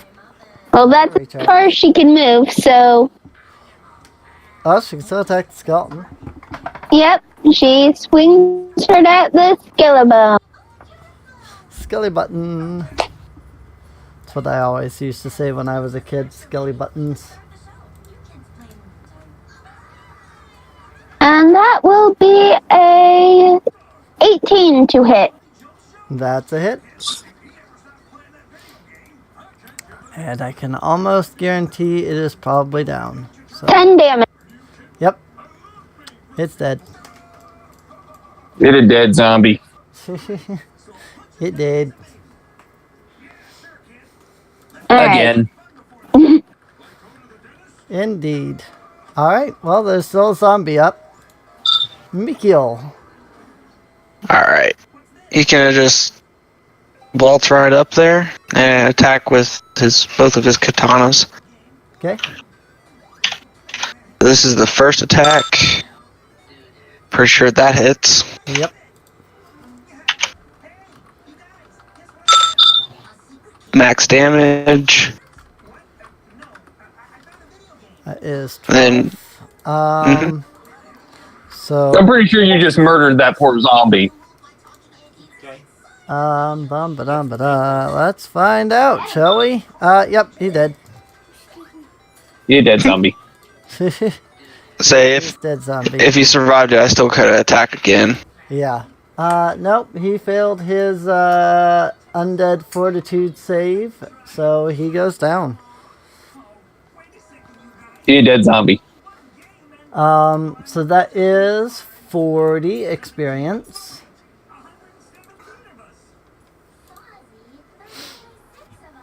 Wait, how much was that? 40. 40 XP, 40 XP. which raises us to 670. Yeah. Yep, current is 670. So, alright. You have taken down some undead. Good job.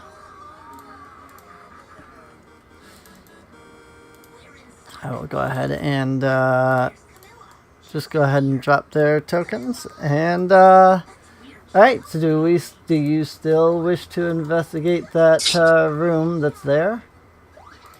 I'm sorry, we just got attacked by a gelatinous blob and a little army of zombie shit. So yeah, I'm just gonna keep going.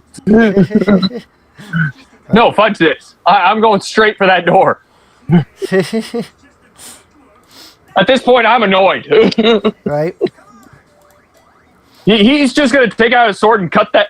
Is the door even in decent shape, or is it just crap like the first door? It's not as bad as the gate, but it's like the others. It's kind of torn. It's got like holes and stuff like that. So I'm just gonna take the butt of my sword and just hit it. One. go ahead and make a strength check then. All right. This should be funny. 1d20 plus 9. I wouldn't think it'd take much effort, so. You strike with the blunt of your sword. Unfortunately, the door does still stand.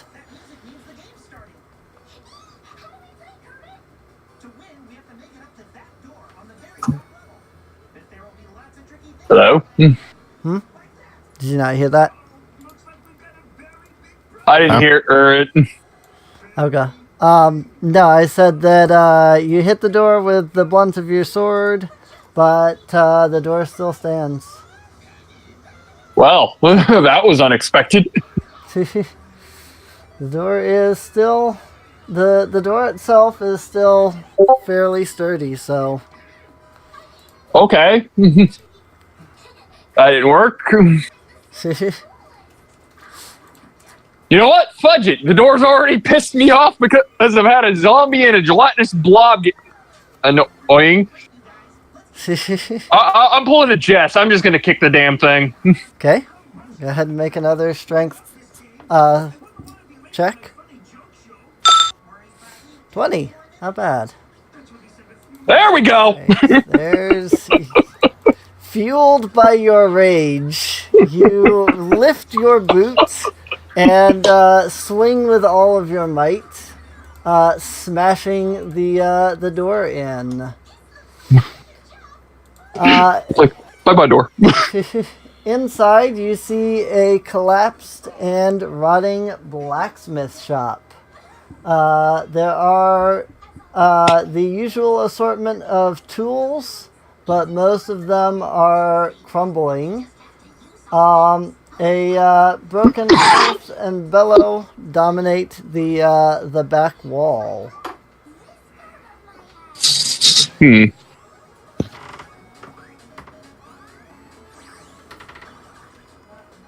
Well, since this is a blacksmith shop, why not? I'll do an investigation check just to see if there's anything, or is that a perception check I should be using? It depends on if you're looking around or if you're searching around. I'm looking around, just seeing if there's anything worth grabbing. If you're just kind of looking around, that would be perception. If you're doing a search, like digging through stuff, that would be investigation. Nah, I'm just going to do a quick look around. I'm probably too annoyed to actually do a full check. All right. Nice. Okay. 22. You begin to look around. When you notice a nasty swarm of snakes lying in the woodwork. Snakes. Why'd it have to be snakes? Am I the only one that sees the snakes, or does anyone else see them? Looks like Dimitri and Mikhail might see them. Probably also Zoom. I think that enough people would be aware of the snakes. That Snakes. They would know that they're there. Basically, once you start attacking, that kind of thing. That as you're kind of looking around, several snakes pop out of the woodwork and hiss, and I'm sure that people are able to. They're probably not too happy. Yeah. I just kicked their door in. So Zoom, you're up. Okay, how far away am I from said snakes? About 15 feet. Okay. I don't believe there's actually a ceiling here that I can quite take to the air with, can I? Well, you could always just bust through the wall. Zune, I do have an idea. Oh? Yeah. Just if you want to let me go first because we're both at 21, to let me try something first. Okay, well, I guess I will Hold your action. charge up. Yeah, I'll hold my action All right. once he's done with his. Because they are just wild snakes, right? Yeah, they're just a swarm of snakes. Okay, well, time for the bard to do his bard thing. Dimitri's gonna start, strumming his mandolin and try and calm the snakes down to be like, hey, it's cool, we're all cool here. Sorry for busting your door in. So just calm down and we'll leave you alone. So time to try for the snake charming. All right. Are we gonna have dancing snakes by the end of this? If we do, that'd be My awesome. ears are going to be ringing Dance. from him if he does Thank- this. Dance, Noodles, dance. You can take that over there with. And I just realized because I don't have proficiency in this jack of all trades. Right. Wing it. Don't. Nice. Oh, he bombs it. Yeah, so the snakes are not affected by your mandolin playing. He's like, well, I tried. Zoom, have at him. Zuna, let's loose our raindrop knives. Who's getting hit? Closest snake. Snakey is gonna get. Oh, it's just a snake swarm, so. It's a swarm of Pretty snakes. much they're all sort of conjumbled together. Right. They're a swarm of they are a medium-sized swarm of tiny beasts. So will a 15 hit them? Yep.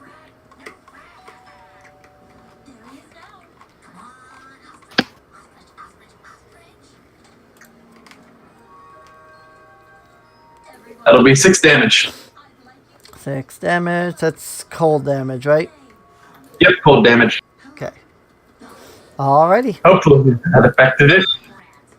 Moving on to Jazz. Okay.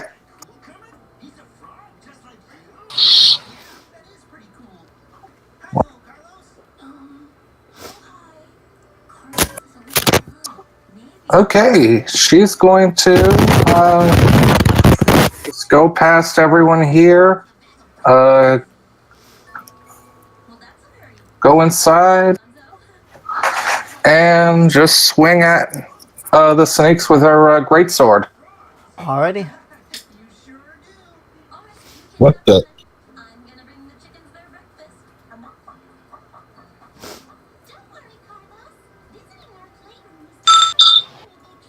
22 hits. Okay.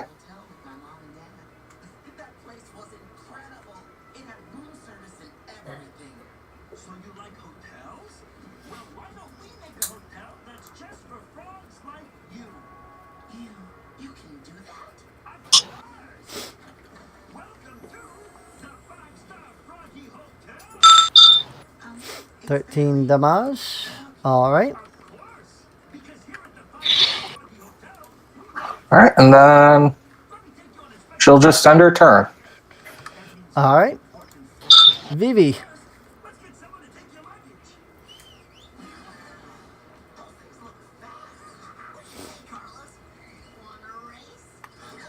I think Gunner goes all the way over there. I think he's Just enough movement speed. Yep. Without shifting onto all fours. Alright.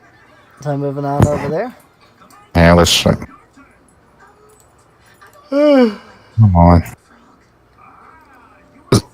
Sorry. 25. 20 to hit. 20 will hit. I assume you're using Firebolt. Yep. Okay. 6 damage. 6 damage. Alrighty. And Zareen. Alright. She can't get into the room, can she? Everyone's sort of blocking the path, so yeah. You could. I mean, you'd have to walk. You'd have to kind of walk like this up here and then around like that. So if you have 25 feet of movement, you could make it. Yeah, she has 30, so. Right. If you push your way through your allies, you could make it. How rude. swinging her sword. Okay. Well, before she does that, rolling to see if her breath can recharge. Nope. Okay. And then we have a 19 on the die, so that'll be a 25 to hit, Okay. which then gives us a nice 7 slashing damage. All right.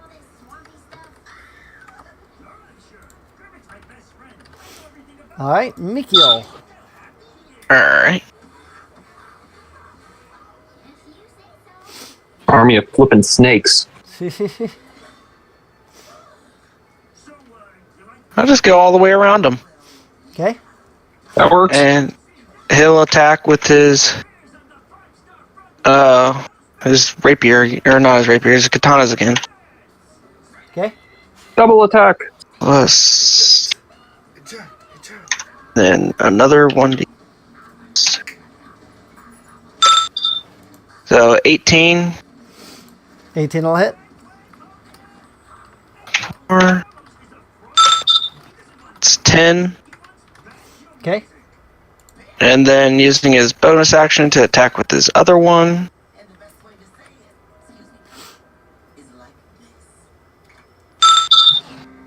$22. Mm-hmm. And 6. 6 damage. Well, it's still up. Holy shit. Wow. Stubborn snakes. Yeah. They're a swarm of snakes, so A lot of snakes, apparently. there are a lot of snakes, yes. So the snake swarm.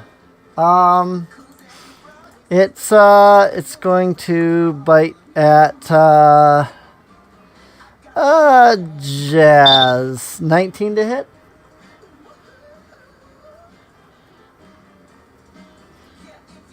On Jazz. Hello? Oh, Mike. yep, that'll hit. That'll hit. Alright. Make a constitution saving throw. And take 4 piercing damage.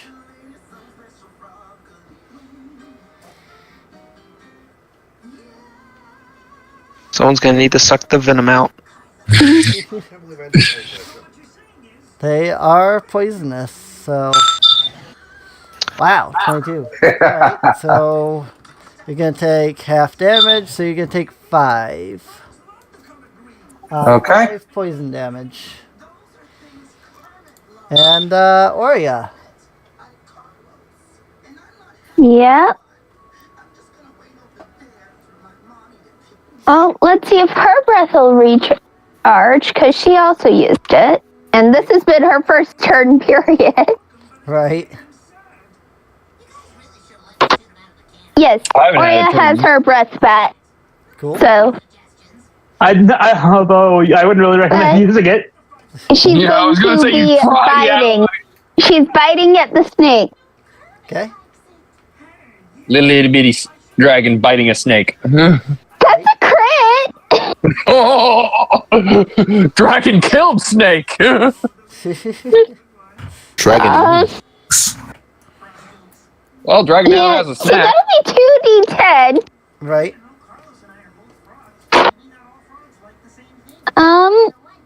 Thir- 15 piercing damage. 15. Alright. That's just enough to kill it, actually. Aww. I was gonna say I haven't had one attack yet, so Neither has a sorry. Yeah, Eh. so, I'm just annoyed. fun fact. That's what Ike is. He's just annoyed. I mean, it doesn't help that I did 16 with Mikio. Yeah. So fun fact about swarms, slashing, piercing, and bludgeoning damage, because they're swarms, only deal half damage. So, you know, every time that you guys were hitting it with slashing, piercing, bludgeoning, even if it was magical, the because there's just so many of them and everything, it's really hard to get a good hit on them. So, they were only taking half damage that whole time. I mean, Yeah. So you do enough damage. The half damage seems like it's still a lot.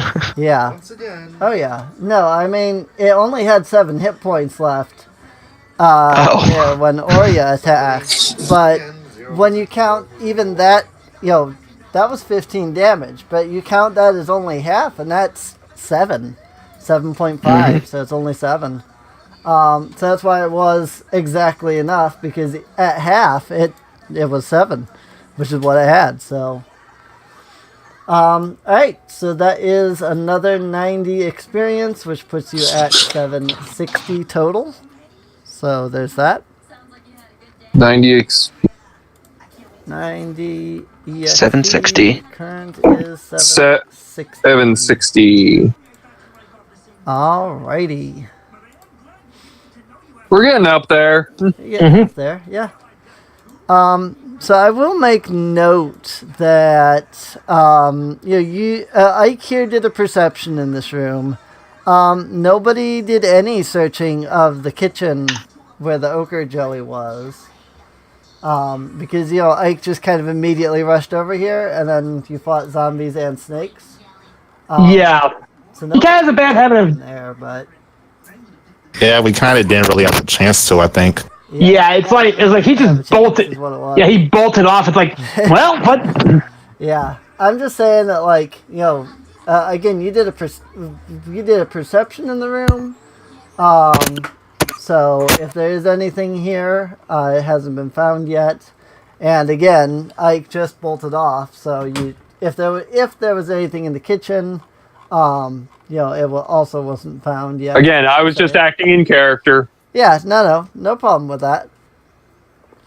No problems. Just trying to give you guys a chance to find, stuff. So. Investigation into the blacksmith. That's a little higher than what I got. Yeah. So. For some- Y'all. With your 19 investigation, tucked behind the hearth, you find a warhammer. It surprises you actually, because all of the tools in this area have been badly rusted and crumbling. This warhammer, with its sort of gilded hilt, is in perfect pristine condition. So who here can wield a warhammer? Looks over to Jazz. Yeah, I have. I don't think I have a use for it. Art 20 to assist. Artificial 20 to assist. Jazz, do you want it? Dimitri's investigation. Sure. All right. Cool. Warhammer. He just gives it to Jazz because Mikio doesn't have a use for it. He uses his katanas. Right. Where is he proficient? He's just gonna wander back down here. He's getting tired of all this craziness.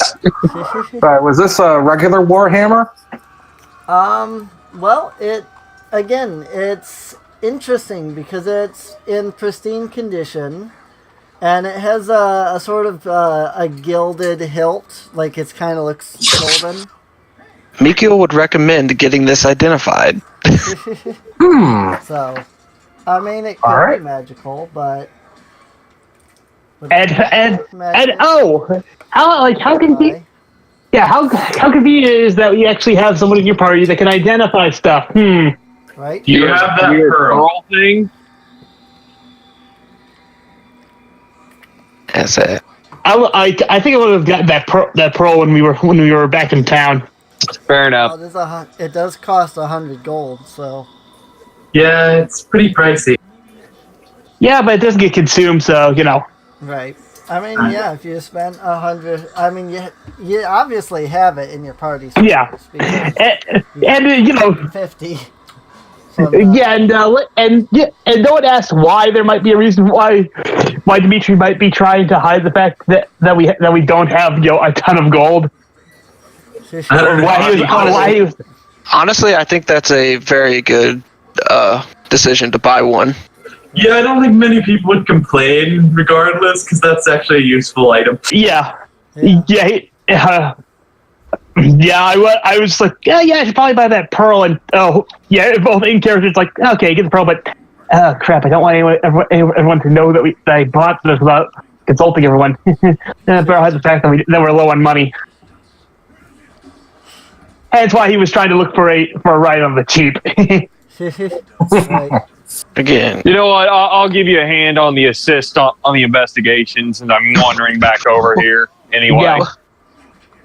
But when you guys do go over to see identify, it's like, oh yeah, I can do that real fast. Then probably one of you be like, wait a minute, you didn't have a pearl before. honestly, I don't Miko care. wouldn't question it. Okay. He figured that he would get one, but he just doesn't care. Okay. Meanwhile, doesn't care either. Right. anyway, while those two are doing the investigation, Dimitri's gonna do the ritual version of identify. So 10 minutes. So 10-minute ritual of chanting. So like chanting, strumming, dancing, and before boom, identifying to see what it does. Right. Let's see here. Is a +1 Warhammer. So he looks at Jez. So Zune's a magic sword, right? Yeah. That it's pretty much the same. It's a little harder, does a bit more damage to people. That whole thing. So congratulations, you have a magic hammer. Cool. Does it cast lightning? No. All it does is just hit harder and makes it easier for her to hit people with it. There's no other special property. Zune waves around his water-covered scimitar. Well, I think that's more of a thing because of your talents there, buddy. All your sword does is make it easier for you to hit someone and hits people harder. I'm sure that Warhammer does do a lot of damage to heads. I think it would do a lot of damage, period. So to It has special bludgeoning properties. rolls eyes. So sorry, what did Vivi and Ike find? So as for the kitchen, as you search around the kitchen, you find that the ochre jelly has consumed pretty much everything within the room that is not either bone, wood, or metal.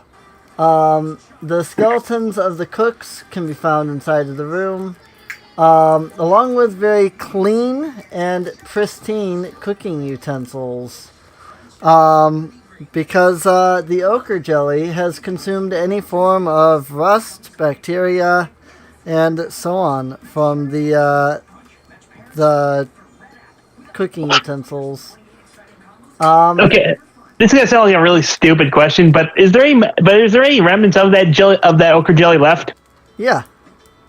Okay, Dimitri's actually gonna bottle a little bit of it for polish. Actually, Oh yeah. The ochre jelly has left a large blot of ochre jelly in the doorway there, where you. So wait, do you have a metal bottle? I've got Yeah, this is true. It would consume glass. Really? These things can consume glass, okay. He's one of the skulls of the cooks. Or I could check that, or we could double check, or I could just investigate the kitchen to see if they have a metal bottle. Mm-hmm. Yeah, that would work. Right. I'm presuming Jess hasn't actually pulled his trident out of the ogre jelly's remains yet, so I'll just grab it and give it to him. I think Jess did because she used it in another battle, didn't she? Yeah. Yeah. And Bottle check. what? Jeez, what's with my rolls tonight? It's because you got a high initiative. Yep. Yeah, it's like the high initiative and coming back to life. Otherwise, it's just been kind of meh. Kind of meh. I mean, it hasn't been bad. It just has been kind of meh. At least you've actually been able to do something before or the initial attacks. Yeah, when I wasn't getting bitch slapped. True enough. This is true. Yeah. True. So, As for the rest of the room, unfortunately, there is really not much of anything else here. Also, my it's not fruit by the foot, it's fruit roll-ups. It is stuck to the plastic paper and I cannot get it off. And I'm very upset. Oh well, let's go. Oh well, let's go. Never mind. Let's go back. Let's go north. I guess we're all heading to the next zone.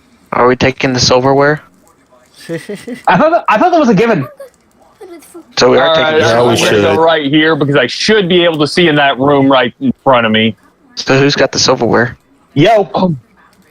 Okay, you took if it. I get, it's like I just empty the entire silverware drawer into silverware, utensils, a few pots, pans, all of it into the backpack. So pretty much, if it's just like useless junk that no one will use, you carry it too. Hey, if I can find schematics for a junk rifle, for a junk cannon, then I will be set. I will Fallout 3. I will Fallout this baby. The junk cannon. So it's like a pack drippy, but not a fairy, and also it's a bard. I'm We sorry. need to find a way to give him Bard. Babylon's Gate. That way he can Babylon Gate the damn silverware.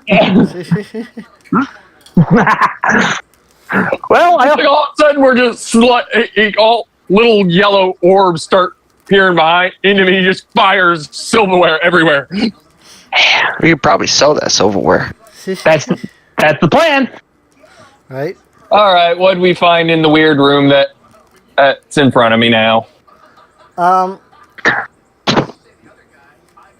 It appears to be the remains of yet another storehouse.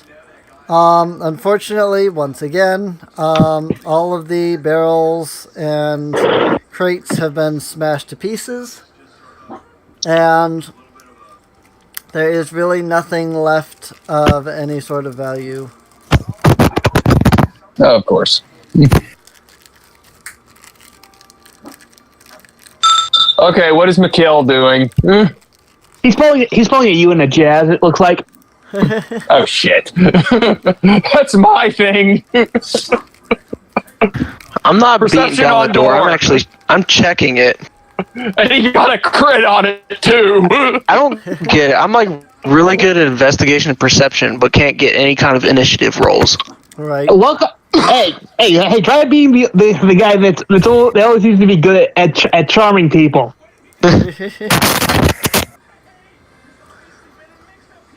You're good at your job. I can't even charm snakes. Damn it! I was gonna have if I could charm those snakes, I was gonna have them follow us. You know how cool it would have been to have a swarm of snakes to essentially throw at our enemies. I know from experience. I could have probably scared the crap out of them and made them run. Anyway, what is Mikhail here behind that door? Also, this Yeah? Rake, you may want to move your tokens up to the rest of us. Oh, yeah. Okay. Sorry, I'm just playing Minecraft, so it's like I'm not watching map tools all the time. Right. It's fine. I joined a new server with a friend, so it's kind of like I'm working on our house right now. Right. House craziness. It is crazy. I am really upset by this fruit by the foot because or fruit roll up because it is not coming off of the plastic. I think it melted because it's so freaking hot in here. Do not have an air conditioner. So, Mikhail. Yeah.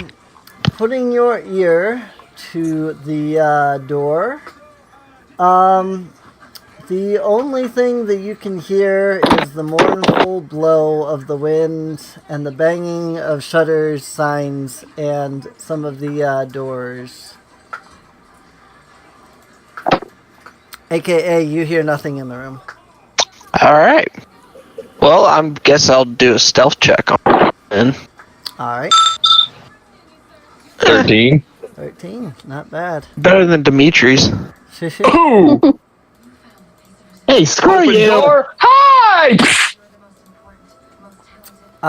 Slowly and attempting to be quietly with the door, you begin to push it open. Inside is a room filled with broken and splintered wood. The remains of bunks and chests. These are the remains of the bunks and chests of the original defenders of the keep. Well, might as well see what we can find in the chest, I guess. Mm-hmm. Alrighty. If anyone else is doing an investigation check. Mm-hmm. Well, while they're doing an investigation check, I'm going to walk man. under. You go right. Way over here. Oh no, you don't. Like, Okay, that one wasn't too good. Get back over here. Like, He's trying to calm down from everything, so can you really blame him? yeah, but we might need you in case this turns out to be a trap. I know, come back. This seems like fun. Someone went in the door, and what in the world are those things? So, Mikiel, you step in the room. You begin kind of looking around, looking through the splintered wood and things like that of the chests. As you stand up and turn around, you are immediately greeted face to face by a horrible, ghastly figure. There is a loud screech that comes from the ghosts. Everybody needs to make a wisdom saving throw. Great.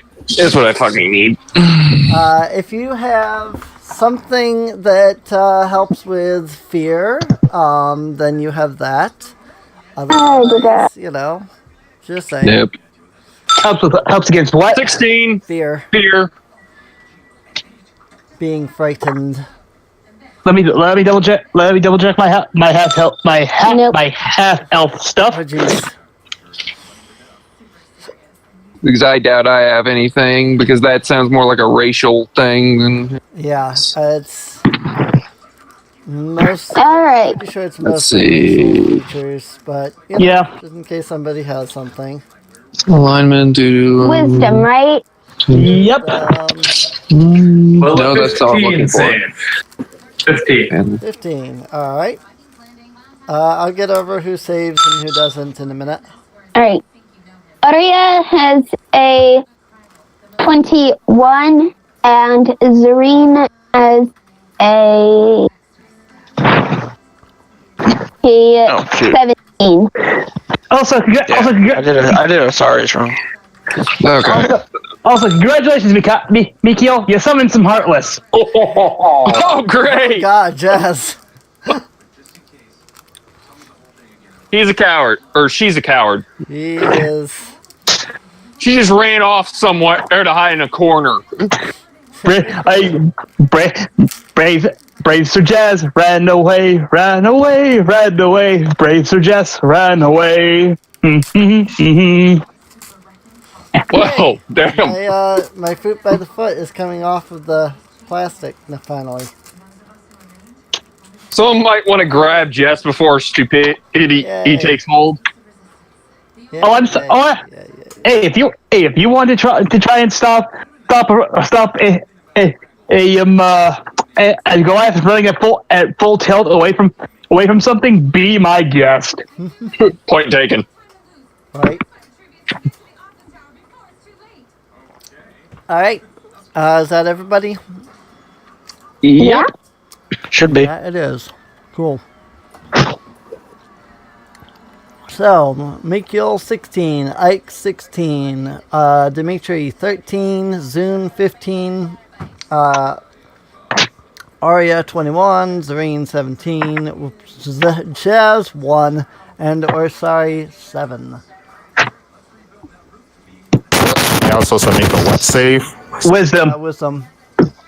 Sorry. Because Mikio summons Heartless. I didn't summon him. You walked in the 23. room.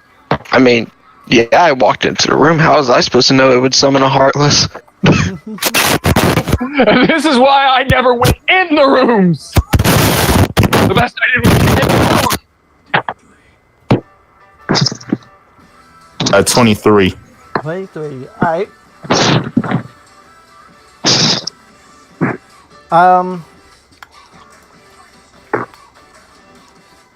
So then.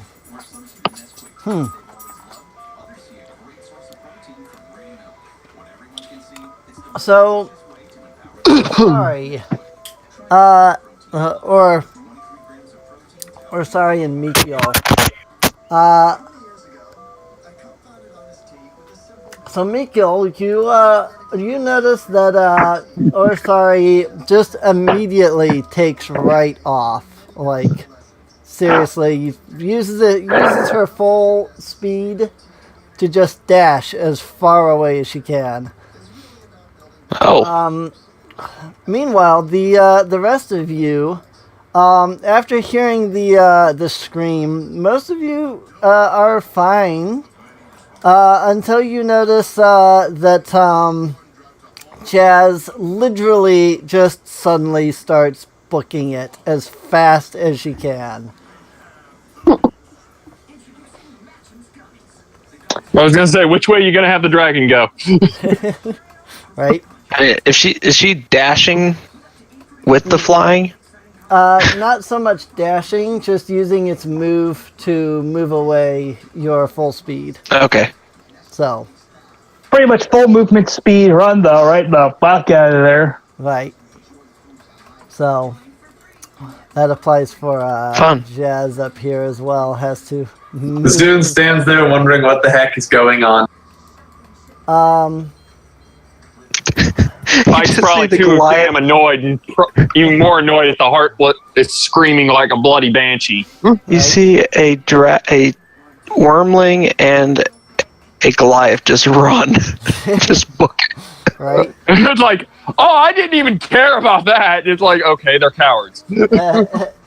For all the toughness that Jazz has portrayed, she just squeals like a little girl and just starts running. And the minute that happens, a smile creeps across Dimitri's face. Congratulations, Dimitri. You've been promoted from butt of the joke to not always butt of the joke. Now it's Jazz's turn. This is going to be a lovely blackmail material. That's mean, and I don't care. Congratulations, Dimitri. I like you a little bit more Crush your now. head with a hammer. Oh yeah, she's got a hammer now. Yep. So the ghosts around you wail and howl. I just imagine Mikio just standing there staring at it. Okay. Oh, that's not going to be any worse than what Ike's about to do. He's about to get their full attention. Okay.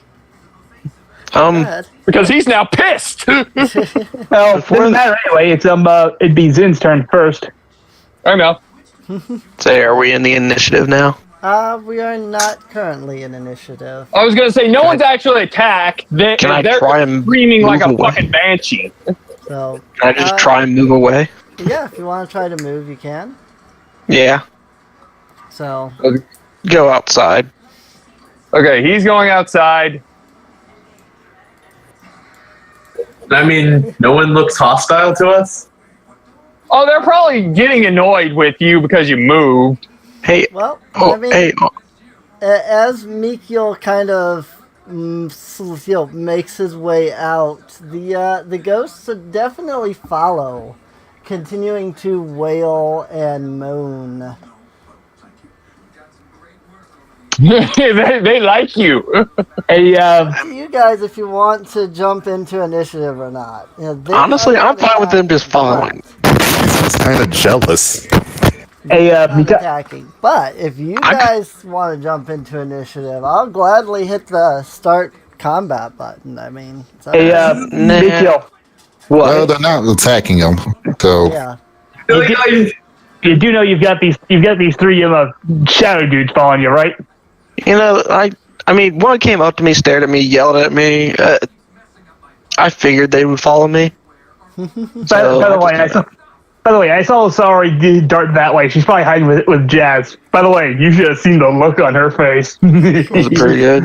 Zun approaches one of the shadows and tries to talk to it. All right. Oh, this will end badly. You always have to assume it will end bad. Oh, it always Otherwise, nothing will ever go well. Could we True possibly have Arya's breath weapon ready for this? Just in case. You know, I'm going to do this roll just because the more I stay in this or the more Ike stays in this place, the more annoyed he gets. Zun approaches and says, hello. Is something wrong? As he's just talking to the shadow. Right. Let's see here.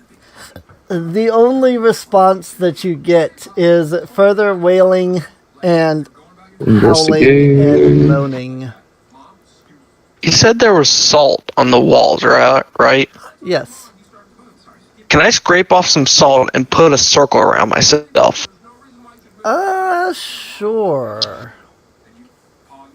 Actually, hold up. Put the salt. Try to trace a ring of salt around them. Would you put it on them? No, put it around them. Put it around the ghost. All right. I guess I'll proceed to put salt around these ghosts. All right.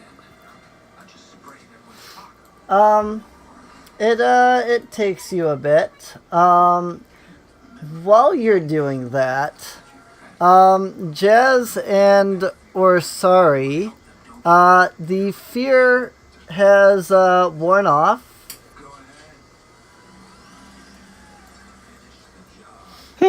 Oh, good. You know what? Well, she's immediately going to go back to Mikhail. Right. Because that's the only place she'll ever feel safe. Okay. Alright, so you create a ring of salt around the ghosts. It doesn't do anything, does it? Does not seem like it has done anything to them, though. Okay. That was more of a reference to Supernatural, if anyone's ever seen it. I was going to say, yeah, it's like more than half the time. I mean, the whole salt circle thing is more stuck to that sort of scenario. There's no basis in fact. Although when Jazz decides to approach back the group, Dimitri is sort of strumming his mandolin, smiling at her. I say, let's check out a different room. Jazz is going to pull out a dagger and pretty much stick it toward Dimitri's privates and say, if you ever bring this up again, I will unman you. Oh. Great for those. Oh. Can I do a history check to see if these I can help with that. Are? Sure. In response to what Jessica said to Dimitri, he's going to be like, bring what up? I brave Sir Jazz. He's agging his own demise. To which Jazz promptly punches Dimitri in the groin. Oh! Does that actually kill him this time? It'll be 1d4. But he might be unballed now. Make the attack roll. Might have exploded. I refuse to be involved in this. Would it be Takes a few steps back. Make the attack roll. Just try to hit me. Would I have any bonus to this? Nope. Okay. Nope, just your strength. Just your normal strength bonus. So. Out of character, I always did want to see Kokichi get hit like this. Wait for it. Please crit. Yeah. Oh no. Oh, miss! That does not hit my AC, so just swings and Dimitri just, so almost just pirouettes out of the way, and then bows. oh! Walls. So what was it you were asking there, Wolfie? Would it be a history or would it be an insight to check out, to figure out what these are and if there was a way to get rid of them? I can do a history check. I got a high history bonus on me. It honestly, due to their particular nature, if you want to know like what they are and things like that, being Arcana? undead, I would probably say either an Arcana or a Nature check. Really, history might tell you like the origins of this place and give you some clues. Okay. But if you're referring to these monsters specifically, it would be more of like maybe an Arcana, because You know what? I'll do it this way. That way, it will actually count. Let's see here. What was it? I'll just do that on Arcana. All right. Okay, he's doing the Arcana. I'm doing the history. All right. There. All right. 18 to history. 18 to history, 15 to Arcana. So what we are seeing are creatures known as haunts. Haunts are a type of ghost, more or less harmless. Also generally untouchable. With haunts, they are generally the remains of the souls of people that they died in a horrible fashion, as opposed to, like fighting in battle or things like that. These are people that died in a more gruesome manner. They generally feel that I'm trying to think of how to say it. I have it at the top of my head, but the words aren't coming out. They want to be at peace, but they can't figure out how to go. Yeah, pretty much. I have an idea. Okay. Would it be said the bones of the bodies are still in there, right? There are bones of some bodies, yes. Huh. There's bones all over the place, but we've currently got 3 of them, and we don't know where all the bone fragment. Because I know what you're thinking: destroy the bones, send them off. Yeah, burn them. Right. But the problem is, in order to do that, you have to destroy all traces of those bones, and we don't know where they all are. Well, I guess we have 3 haunts following us then. All right, next room. Technically, they're following Mr. Samurai. He doesn't care. He honestly doesn't. Don't worry. They're just a couple of class 4 specters. No big deal. There's nothing. Yeah, we'll be fine. Nothing in particular you want to try.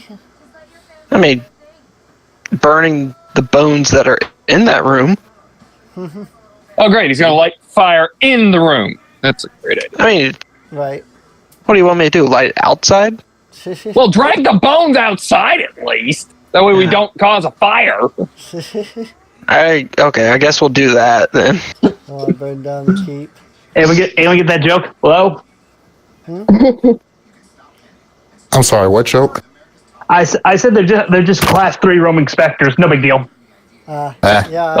And I just saw Ghostbusters. Yeah, it's like I literally did not even hear that. okay, well, he's trying to get the bones out of the room by getting past the what card is dubbed the Heartless. I assume I can walk over through to it. this door. I assume I can walk through these things. Yeah. I can walk through them just fine. Okay, So, that's easy enough then. He's just walking straight through them, grabbing bones and stuff. right. Dimitri's gonna be following Ike. Just be like, he's kind of having the time of his life right now. It's like, okay, it's like Jazgo got knocked down a few pegs, and Mikio is haunted. And all I had to do was get slapped by a pile of jelly. Yeah, so far the day's evening out. Ooh, I like that. So far things are coming up. Baby, treat. Oh. I think he likes you, Dimitri. I get a double on that one. Cool. Ellie, did that one actually follow me? Yes. He looks at me like, you. he's like, can I help you? In response, it moans and howls. Okay, can I get that? Can I get that even? Oh, go ahead. Of course, he howls at the very time that I am doing my ear check. I'm like, at the very moment he howls, I'm trying to listen, and I just sort of peer over to the ghost behind Dimitri, and I'm like, do you mind? Hey, Blake. Dimitri. Yeah? If your character might be so inclined, I'd like you to roll an insight check. Okay, what? All right. Yeah, he's like, okay, what the hell is this thing moaning and growing about? This is getting more than a little annoying. Ba-ba-da-ba-bum. Consider yourself assisted. All right, time to see. 19 insight. 19? 19. Sorry, 11. Ugh. I was going to say 19. I see 11. I was going to say, I seen 11, dude. Yeah. Oh, man, I am Was just... that with the advantage from your assistance Yeah. there? Yeah. Okay. Yep. Because his other roll was a 5. Ow. Alright, so you still don't really understand what exactly is going on here, but there's something wrong here. You can definitely tell. You know, Ike will actually get up from the door, and he'll actually go over to Dimitri, because he's curious, because he's the only one that was actually near Dimitri at the front of that damn door, or what that Jess kicked in. He's going to pull the necklace out from his neck and actually just sort of wave it in front of the specter. Hey! Alright. See if that gets a reaction. It does get a little bit of a reaction.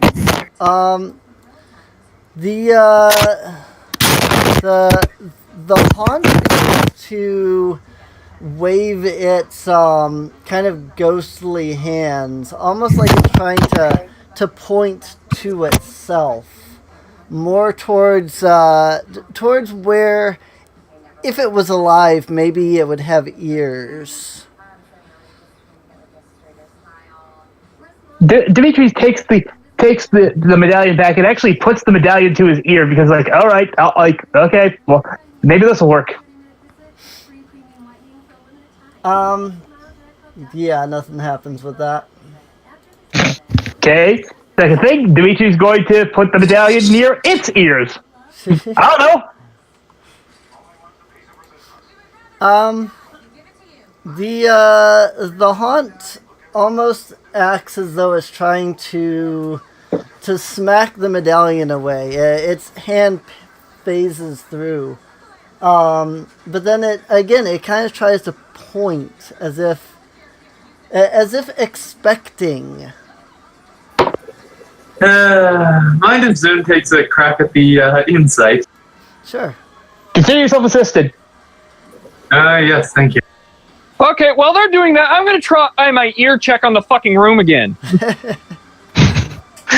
Hopefully it doesn't scream again. That was annoying. It's like, do you what? Stop it. No. So Zune got a 23 on that insight check. 23, not bad. 15. 15. It's honestly, it's almost like it's expecting you to say something. Oh, wait. Herpaderp. Dimitri's gonna be like, wait. Oh, hold up. Dude's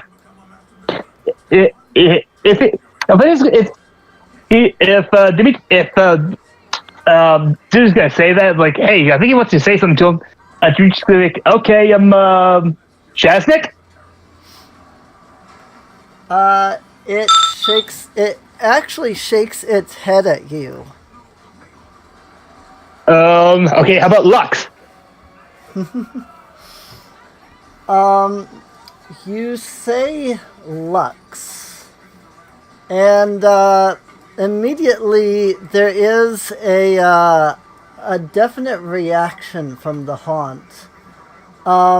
As you say those words, the haunt's voice begins to become intelligible. The howls and moans turn into wails and lamentations over the haunt's fate. You hear that it mentions that it and the other haunts were the original defenders of the keep long ago. This was before the cleric of the keep inadvertently bound their souls to this place. The haunt begs and pleads with you, asking to be released. Let's see. Yeah. As it finishes saying this, it begins to move away from you. The arm motions it's making seem to almost be asking you to follow. Dimitri's gonna say, it's like, okay, you want to get out of this place? Fine. Zune, follow me. This guy needs me to do something so that his soul can be set free. Not that much of a religious guy, but if this wraith is what I think it is, then Zune, I'm gonna want you to take an extra slice of this thing's head for me. Right. Zune sort of starts flying over, and then he starts wondering out loud. I wonder what that word wait, did he see that piece of paper? I'm going to assume maybe. The only people that probably would have saw the paper because everyone else was more paying attention to just fall into mulch was me, because I was with Dimitri the whole time. I'm pretty sure. Yeah. Okay, then you probably would have asked, so where did you get those words to say to it anyway? Oh yeah, at that point he shows him the notes he made. He's like someone translated some Elvish, like they got the guy that body we found at the front desk at the front was wearing this medallion and used and had these three words written down. Have no idea what this last word is. But I'm not going to say it in front of these guys. Zin just sort of peers at it and just like shakes his head. Did I hear anything when I was trying to listen at the door the second time? No, you didn't hear anything immediately. Yankee diggy. I figured I'd ask. So as the haunt returns to the room, it begins to point towards the haunt that has kind of flown over by Zareen and is kind of, wailing and moaning at her. Dimitri's Dimitri's going to walk over there. He's like, hold up, I got this. Lux. This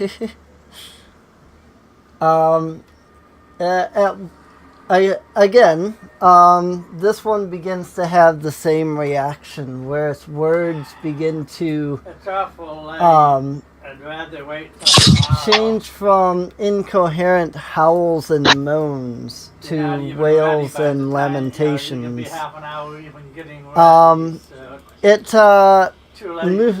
The other two, the two of them begin to move back into the room. And again, they kind of wave and point to the one that has been following Mikiel around.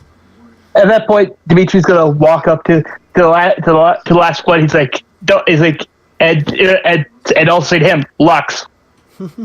And Zareen would also head into the room. Because this is an amusing show. Dimitri looks to him. He's like, hey, if this is amusing you, then my fee is normally 2 gold. It's like he just holds up the bird to him. Wait, how'd you manage to fit a pigeon in your bag? You would be surprised. Throws the pigeon at him. It's rude to throw birds and a potential snack. So with all three of the haunts in the room, they begin pointing off towards the far corner of the room. Okay, Dimitri's gonna go over there and sort of chat and quick investigation to see if there's anything over there. Okay. Come on, dice! Don't screw me over this time. Not surprised. 9. Okay, I'm going to just come over there and give him a hand. Budget. I think I ran out my investigation checks. 7. Mm-hmm. Okay, let's see here. 5. 22! 22. Not bad. So Ike, you notice that in the corner of the room there is a loose floorboard. I'll point to the board to Mr. I'm trying to get along with a heartless. Okay, gotta take pry up that floorboard. Okay. Prying up the floorboard, you see a small personal chest sitting underneath the board. Jackpot! Watch it be a beating heart in there, and then we're all going to wonder why we're in an Edgar Allan Poe novel. Thank you for the reference, but Dimitri's going to try to open the chest up because, hey, they pointed it out, so finders keepers. Right. Watch it be a mimic. Inside. If it eats him, I call anything that remains, as long as it's not bodily organs. Inside, you find a gem that is worth about 100 gold. And you find a diary. Okay, well. Oh, well, might as well. He actually calls everyone else like, "Hey guys, I found something interesting." Zunus hovering over your shoulder. Okay, yeah. And at that point, he starts to just flip through the diary and starts reading it out loud to everybody. All right. The diary is, at first, a standard and dull diary. Until you reach the last few pages that were actually written in it, which seem to be written quite frantically. The last few pages begin to read, "The enemy forces, even now, besiege our keep. The gate holds so far, but it will not last long against their battering ram. One thing surprises me, however, about our enemies. Kobolds, orcs, goblins. They so rarely work together, and when they do, they bicker and quarrel, even during battle. Yet, these enemies do no such bickering. They move with perfect unity, as if they were all somehow one mind, as if they were controlled. Ferran assures us that they will not take the keep, however. Even now, in the chapel, he weaves terrible spells that will protect us. I know not what they are, but I have seen the terrible black sparks flying across the keep, coming from the chapel. I fear what these spells may do when they are complete. If only..." The text ends abruptly. Okay, it does not help that for half of that you were kind of cutting it out in my ears. Oops. Yeah, same here. Sorry about that. Yep. Oh, actually, it made it a little more interesting, but I think we caught the gist. So, kobolds and goblins were working together to try to siege the keep, and someone was casting dark magic for one stupid reason or another. Oh dear, I don't have that. I was going to copy and paste it, but I don't have it because I don't have the text version. Okay, here, I think I can do this. Whoops.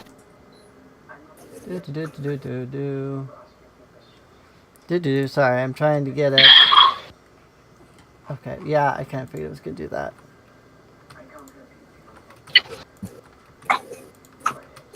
Boop. Sit here and reformat the entire thing because it's grabbing as if they were...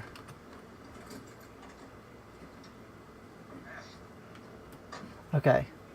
There is the text for you again. Okay. After Ree gets all the way through to where it abruptly cuts off, it's like, Aaron. He closes the book. It sort of sets it back down into the chest.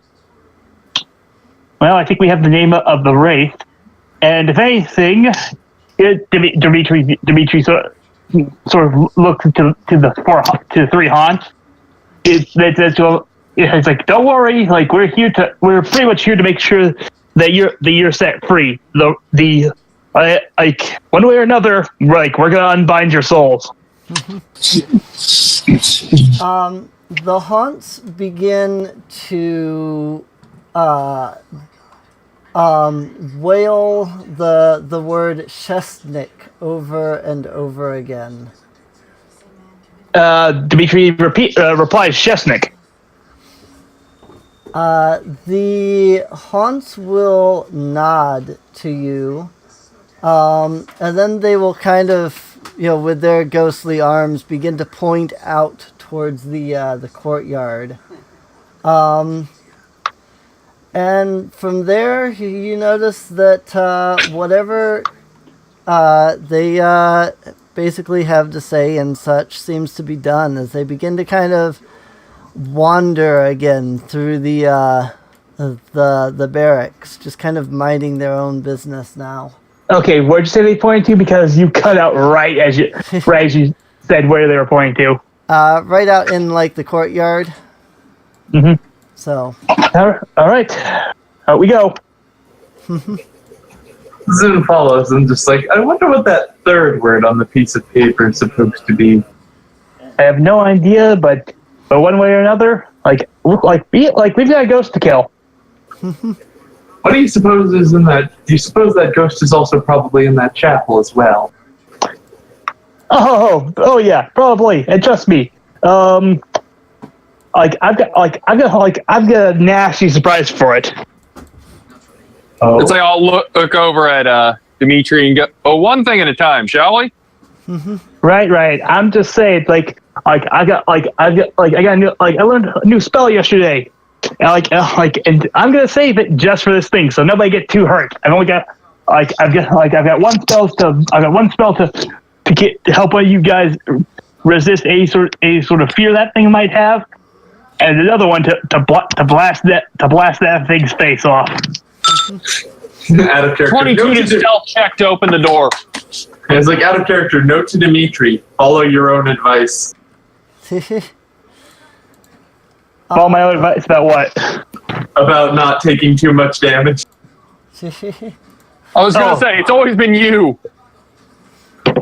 Yeah, normally it's been whenever I haven't had a chance to do anything. Have you ever noticed that? It's been like it's either been they've been too fast for me and I haven't been able to get anything, or it's been a surprise round and I got bitch slapped. Yeah, that's why we do. Right. That's why we try to be stealthy when opening doors.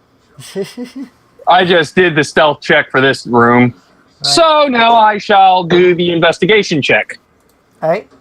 To make sure there's nothing going to bite me.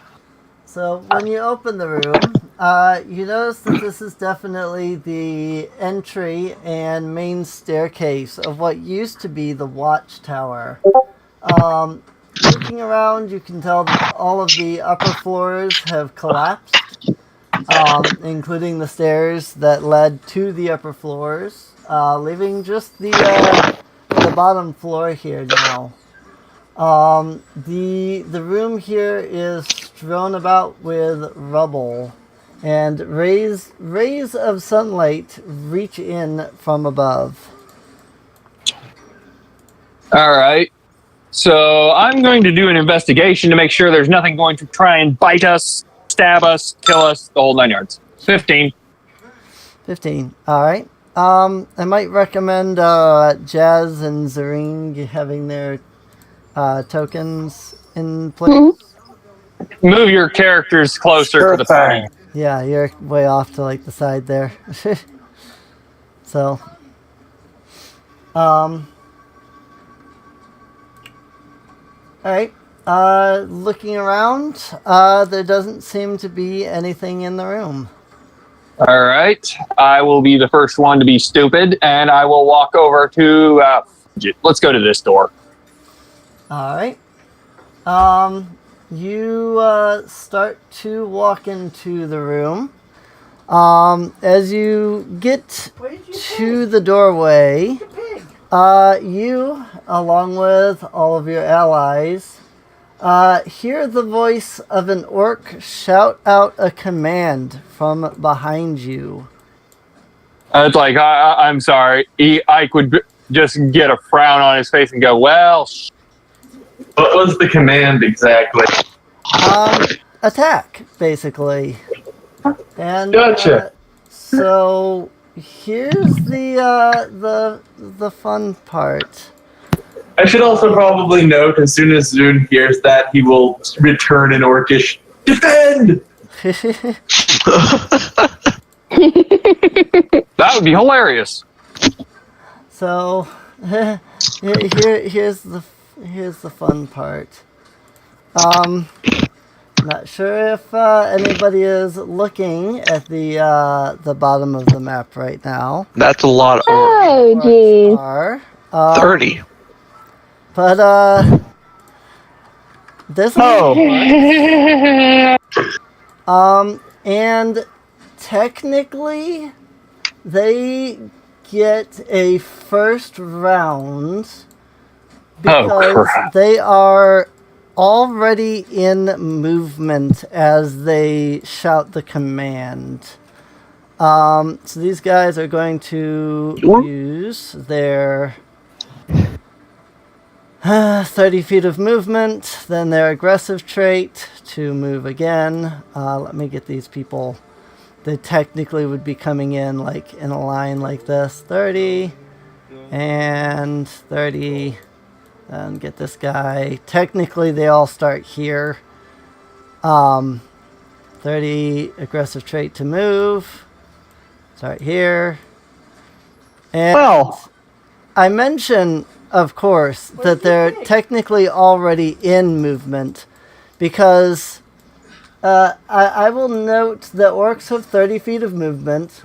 If they double move, they could get 60. If they use their aggressive trait, they can move 90. These orcs are moving 60 feet because they've already moved their initial 25 or their initial 30 feet of movement to begin with. Oh, hell. I got 2 plans. One, we go to the haunts and have them try and yell at them. 2, we all huddle in this little room and pray to God they don't bust down the walls. They're gonna bust down the door. I've got a plan 3. Really, you're gonna let that cat scare you? And however, it does sort of incorporate plan number 2 of yours, but involves a little bit more. Let's just say fireworks. I'm up for anything. So in other words, we're going to just huddle in this room and just start blasting at them? Oh, he actually looks to him, sorry. He's like, so, how are your guys' breath, how's your little fire doing? Oh, good. I mean, or sorry hasn't used hers yet. He's like, oh, it's good. So he looks over to he then motions towards the essentially charging orcs. He's like, so want to play a game of Charlie Orcs? I mean, up for anything at this point. Right? Like it's a full-blown army coming at us.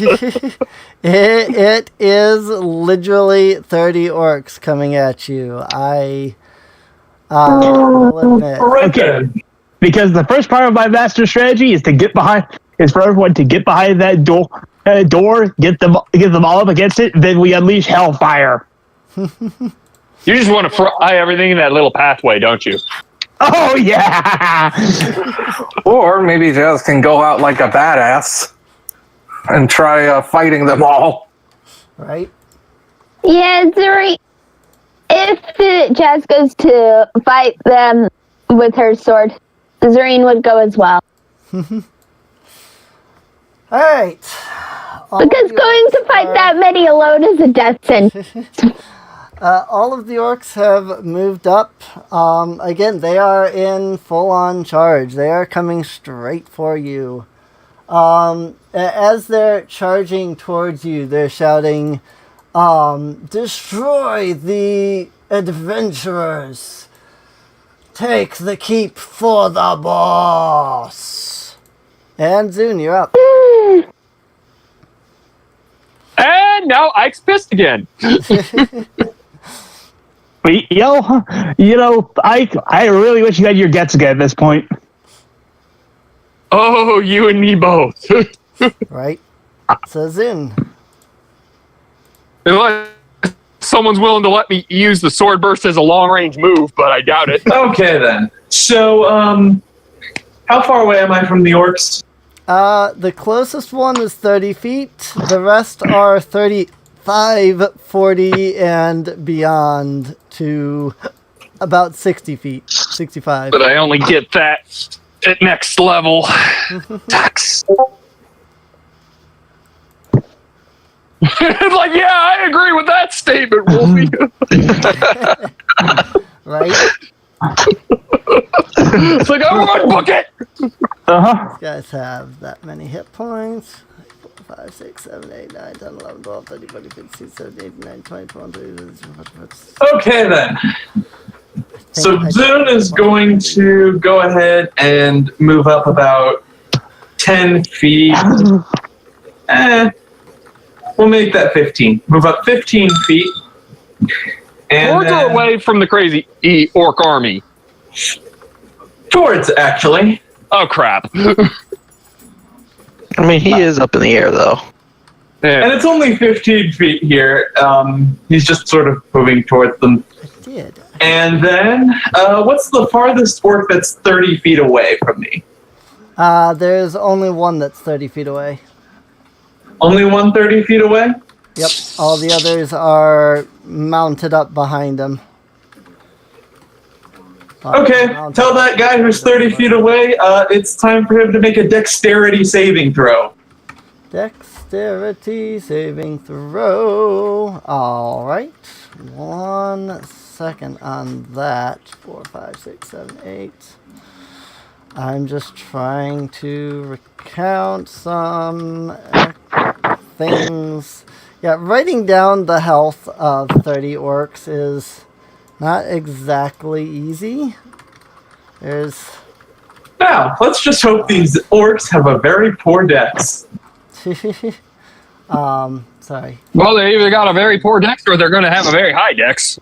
Take your pick. Indeed. Hopefully the dice are in favor of me having fun here. I want to have fun. So much fun. You and me both. I agree. I am eager for this encounter to continue because this encounter will be fun. Page 247. Alright. So Dex saving throw at a 1d20 plus 1, rolling. How's it? Wow. Oh well. Okay, I guess. Gonna die. I guess this isn't going to be as fun, but you know, it's still half damage. Okay. Oh well, we'll still just have the sound of Skyrim music slowly turning up in the background. And then in classic dragon shouting fashion, Uthrada! aka arrow. I am casting the arrow spell. Arrow spell. Alright.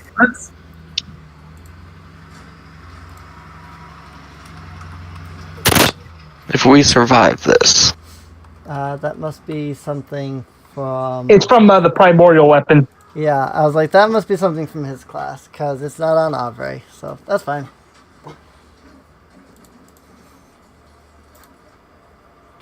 The real question is how much damage. Yep. Indeed.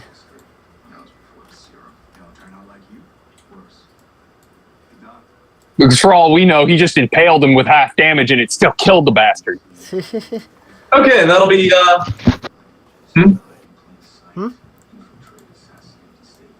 Okay, yeah. 13 slashing damage, so halved. Halved. Yuck. So 6. Yep. 6 damage. Not much.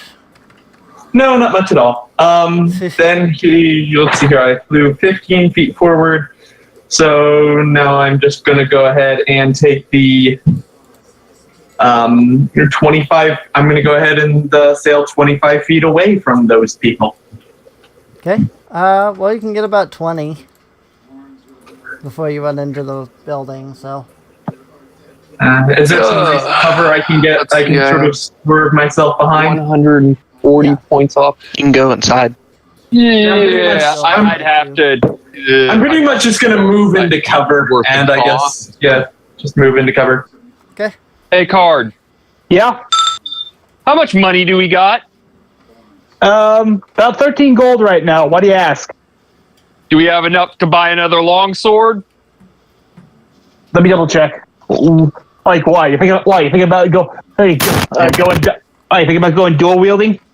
No, I'm thinking about trying something really, really stupid if our DM lets me pull it off. Because due to the fact I'm this close, I might be able to force an Excalibur blast on reflex. Oh, you like Long 15 gold. fucker. We're 2 gold. We're 2 gold. Actually, no. We're 3 gold off because I had to pay the dock guy. Crap. Hey, we have the silverware. We can sell the silverware. We'll be fine. Yeah, if we can get out of here. The only way I can see me pulling the Excalibur blast out of my hat is literally one, I do a really good roll, and 2, I give up the long sword I'm using. Well, don't worry. I have a plan. I was going to say, that's the only way I can see either DM letting me use the Excalibur right now, dude. Because I'm that close to getting Excalibur, it's just a matter of I need a few more points. Right. Okay. So, anyway, are you are you done for now, Jace? Yeah, once I duck into cover, it's you're up. Okay.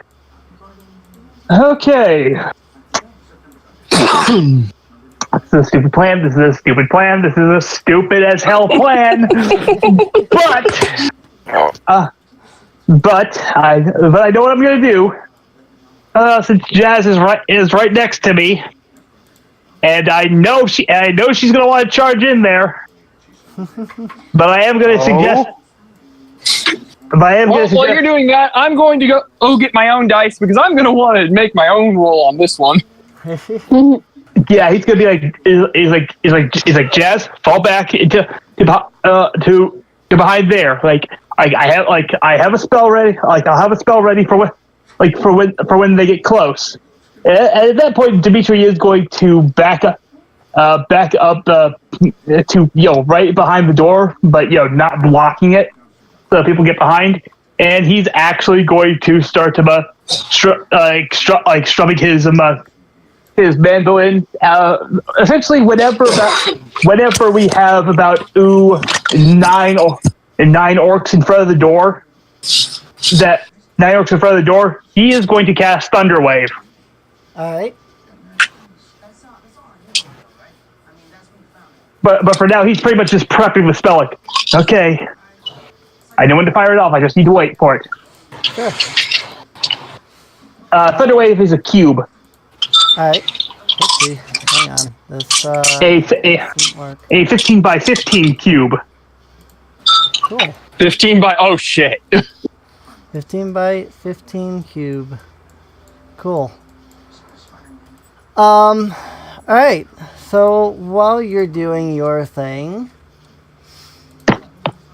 I got my die. My die running away. So anybody remember something that happened just a few moments ago? Wait. When you were walking around. Are we about to see something epic? This might be interesting. Something happened, you were walking around, and then suddenly something just happened. A bunch of creatures just kind of rose out of the ground and started attacking you. Oh my god. I know what's going on. I know what's going on, and I have the perfect joke. Oh shit! Is there a fucking zombie army over there? They activated the Keep's Trap card. Special summon zombie horde. Oh shit! There's a bunch of orcs that just come charging into the keep, and as their feet trample the grounds, suddenly skeletal and decaying arms begin to just rise out of the ground around them. The orcs stop in their tracks. They suddenly find themselves completely surrounded by a horde of skeletons and zombies.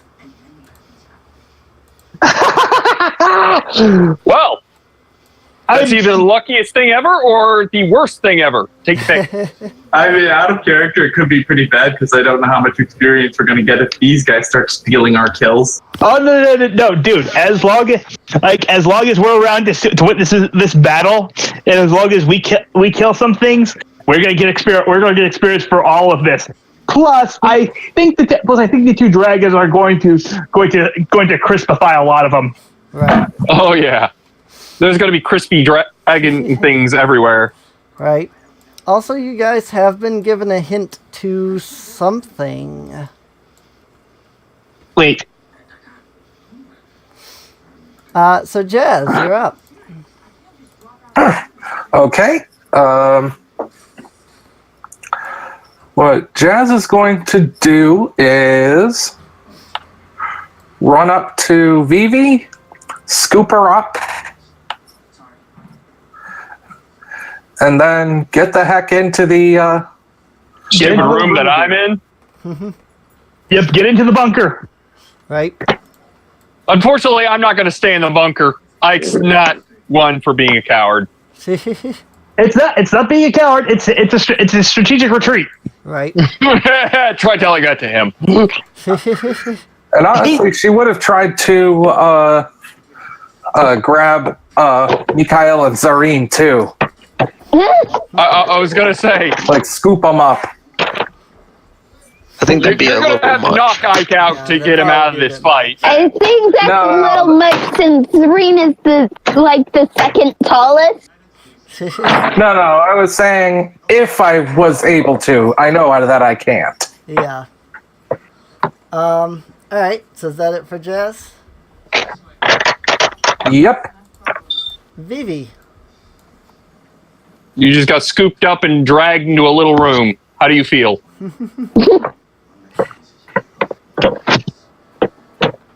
Indeed. You got scooped up and dragged into a little room. What are you going to do next? It just gets worse and worse the more it's repeated. Yep. Yes, exactly. Yes, it does. Gutter? Are you muted?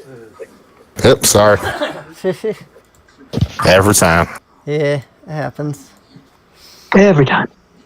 Every time. Every time. Well, since I can't really do much, just gonna freaking toss a firebolt right at Orc. What number is that? Orc 7 is the one that's been... Yeah, Orc 7. I have that wrong. Alright, go ahead, throw a firebolt at it.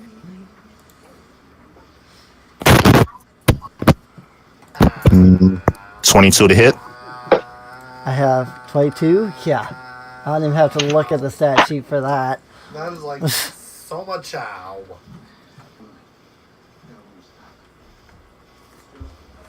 Well, that's 9 damage to Orc 7. 9 damage to Orc 7. Hey, Orc 7 goes down. And Vivi secures the first kill. Indeed. Alright. Zareen. Alright.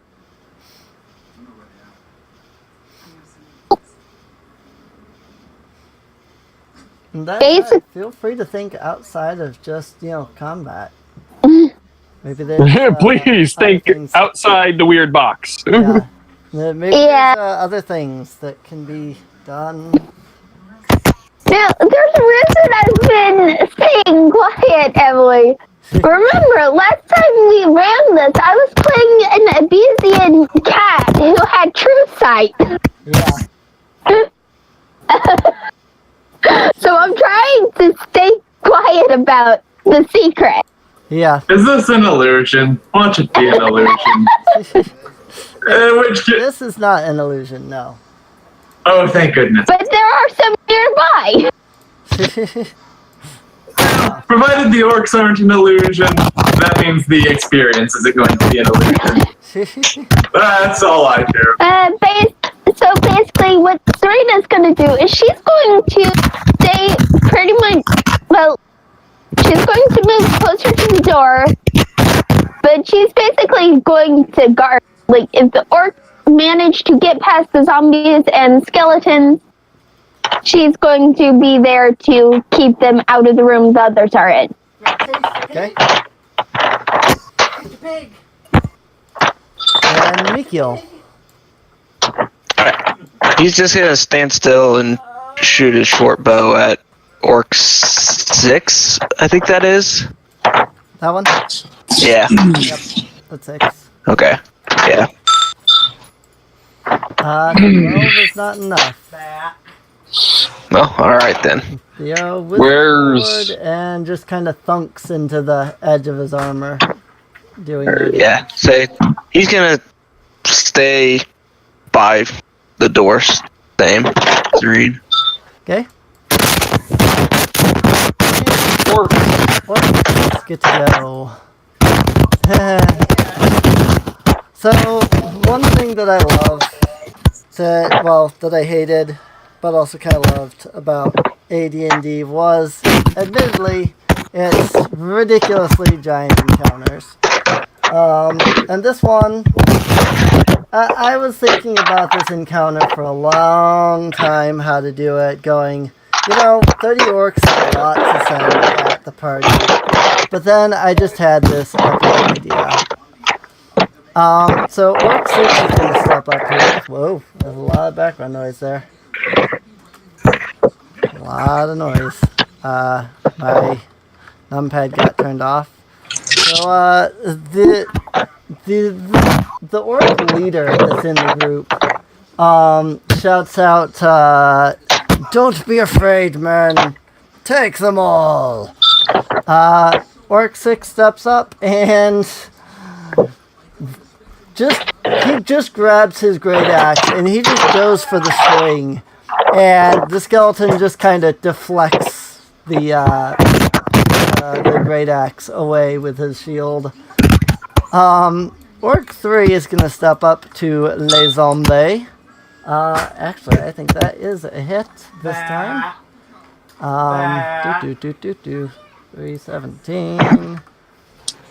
Yes. 11 is a hit. So he's going to step up, he's going to swing, he's going to hit. 1d12 plus 3 attack damage. That's 11 damage on the zombie. Orc 19 is going to do same thing. That's 24. That is 5 damage to zombie 10. Take away. This could take a little bit. Oh, this is going to take a while. Let's see. Orc 8 is going to step up here. And swing. That's actually 7 damage on Skelly 7. Oh, wait. While you're doing that, Dimitri is going to actually turn to Ike. He's like, Ike, I have an idea.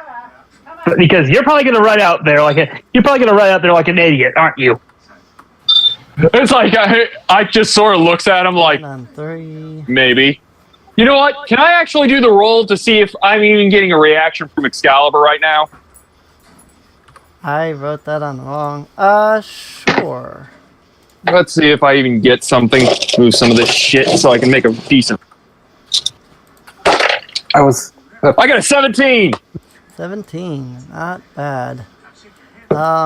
Sorry, just dealing with a lot of orcs here. That is. Anyway, while you're doing that, Dimitri's like, look, I have an idea of what this could be. It just gives me a moment. I'm actually going to roll a history check to see if I can recall what words in Elvish start the way that start most and see which one could properly be the right word. Sure. Okay. Since he's actually trying to calm me down, I'll give him an assist on that. Yeah. Okay. Oh boy, history check. Don't fail me now. This is Elven lore. I should know this. Pretty much. I can't. I don't know Elven. For the love of all that is good, holy frack it! I'm gonna add 1d6 to my 11. Okay. Because it's like I need to know what the. That's this. And your D6 will be A 1. 4, 15. Booyah. Not bad. Not bad at all. I've done the 3 more of my bardic inspirations. Wait, did you just pull whatever that critical role guy was and just inspire yourself? Yes, Yes. Yep. Darn it, now it's going to bother me that I don't remember the name of that particular bard. Yeah, he's just like, come on, Dimitri, you can do this. You can do this. This is Elvish. You should know this. Especially in the context of these 2 other words. Right. Freaking bards. Well, you have until my turn to try and convince me otherwise to run out and use this blast. That's exactly what I'm trying to do by telling you what to say to these guys. Oh no, there's only going to be one word that comes out of my yap. Hex! Is that right? I think that's pretty much. I think that's actually the word written on that last piece of paper, contrary to Dimitri's belief. Right. So, you spend some time. You take a moment to calm your thoughts and think on this. What you come up with is an interesting word. The word that you begin to think of is a word, the Samosad. I spelled it. Samosad? I spelled it wrong. Samosad. That, like that. I spelled it wrong the first time. Okay. Oh, Dimitri then looks to to Ike. He's like when you get out there, yell at those things. Samosad. That should have some reaction. It's like I'm gonna look at him. Bucky Barnes. You want me to say what? It's Elvish. Repeat after me. Samosad. No. I'll show you exactly what I'm going to do at this particular moment as soon as it's my turn. So obviously Dimitri is saying these words out loud. So as Dimitri is saying these words to Ike, Zareen and Mikiel can notice a distinct reaction from the skeletons and zombies. They kind of turn their heads, a full 180 degrees. Shit! Toward the party. Out loud! And then Zareen and Mikiel notice that these creatures, they give a nod and their heads rotate back. The skeletons quickly brandish their swords even tighter as the zombies begin pounding their fists. And it is now Oria's turn. I am the zombie lord! Oh, no. Arya is basically just going to stay on Zareen's shoulders and be ready in case the orcs get past the skeletons and zombies. Alright. Skeletal zombies! Ike's turn! Zombie turn. Ike's gonna be dumb! Oh, go hog. Ike is going to use the power of... I can fire it, but I'd be right there, and I'd barely tap 9 orcs if I fired it right now. Do it. You want me to just fire it, break a sword, and be unconscious? Is that what you're telling me to do? Yes. Help Bucky escape because he's the only I one mean, who can show what them you where do the is up to 5 you. other super Go on. Reveal your true self. Reveal the true name of your weapon. I mean, the skeletons do go right after you, after all. I was going to say, it wouldn't hit the skeletons. It only goes in a straight line, so... Right. Yeah. No, I'm just saying, the skeletons do go directly after you. And yeah, there's what, 1, 2, 3, 4, 5, 6, 7 orcs there. So yeah, I'm going to smack every orc in the goddamn... Oh, wait, no, I would hit them all. And there's nothing but orcs! You know what? Fuck it! I'm going to shoot all the damn orcs! All orcs must die, after all. You know what? Fuck it! Excalibur! A black beam just shoots out of my sword, or slamming straight into him. Oh, nice move. And there goes the noble phantasm. Yep. That was like perfect. Let's see timing. here. It was, if I remember correctly, how we wanted to do this. It was my sword damage plus. You said you wanted to revamp the actual energy damage because you thought it was a little unbalanced. How do you want? Yeah, I'm trying to look that up right now.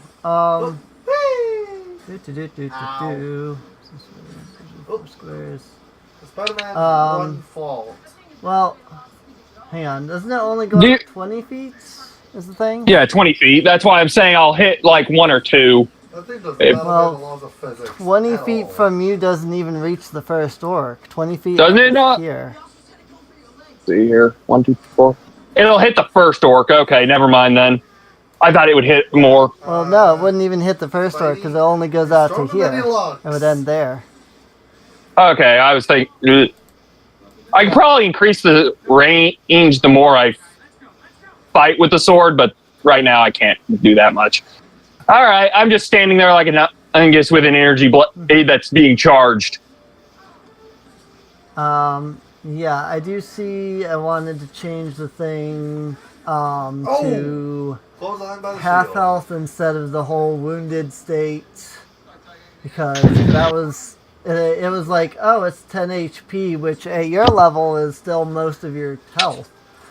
I was going to say, I only have a health of 12, so... Yeah, it's, again, 10 is still most of your health. I was going to say, right now it's wanting to do a 2d6. Yeah, 2d6 should be fine. I'll have to look that up again after this. But yeah, for now, the things, the extra property of it activates when you're down to like half health. Yeah. Not when you're at 10 HP because 10 HP is like most of your health still. Yeah. So that's okay. Okay, I'll do it this way. That way, in case something stupid does happen, because I'm standing there like a dumb ass in the middle of the battlefield. Standing there like a fucking numpty. I'll do the initial activation, so I'm ready to fire. But if someone actually does come flying at me, I can just counter and just slam down the sword immediately. Right. I mean, you could also technically use it to take out all of those undead as well with the orcs. They can all I'm trying not to kill the people that are literally on our side at the moment. Thank you. Right. I don't want to see what will happen when I accidentally hit one. Right. I'm sorry. I now have a giant black energy beam because I'm pissed. He's no longer Ant-Man. Let's see. This one. I just drew. If these orcs aren't stupid, they just realize there's a giant energy blade standing about how far away? This one 20, is dead. 15 feet? 25 feet. Oh. Yeah, it's like there's a literal guy standing there with a giant fuck off energy sword about 25 feet away. Yeah, no! Something stupid's about to happen. Right. Sorry, just dealing with the skeletons taking their turn here. Holy shit, they're just wiping everything out.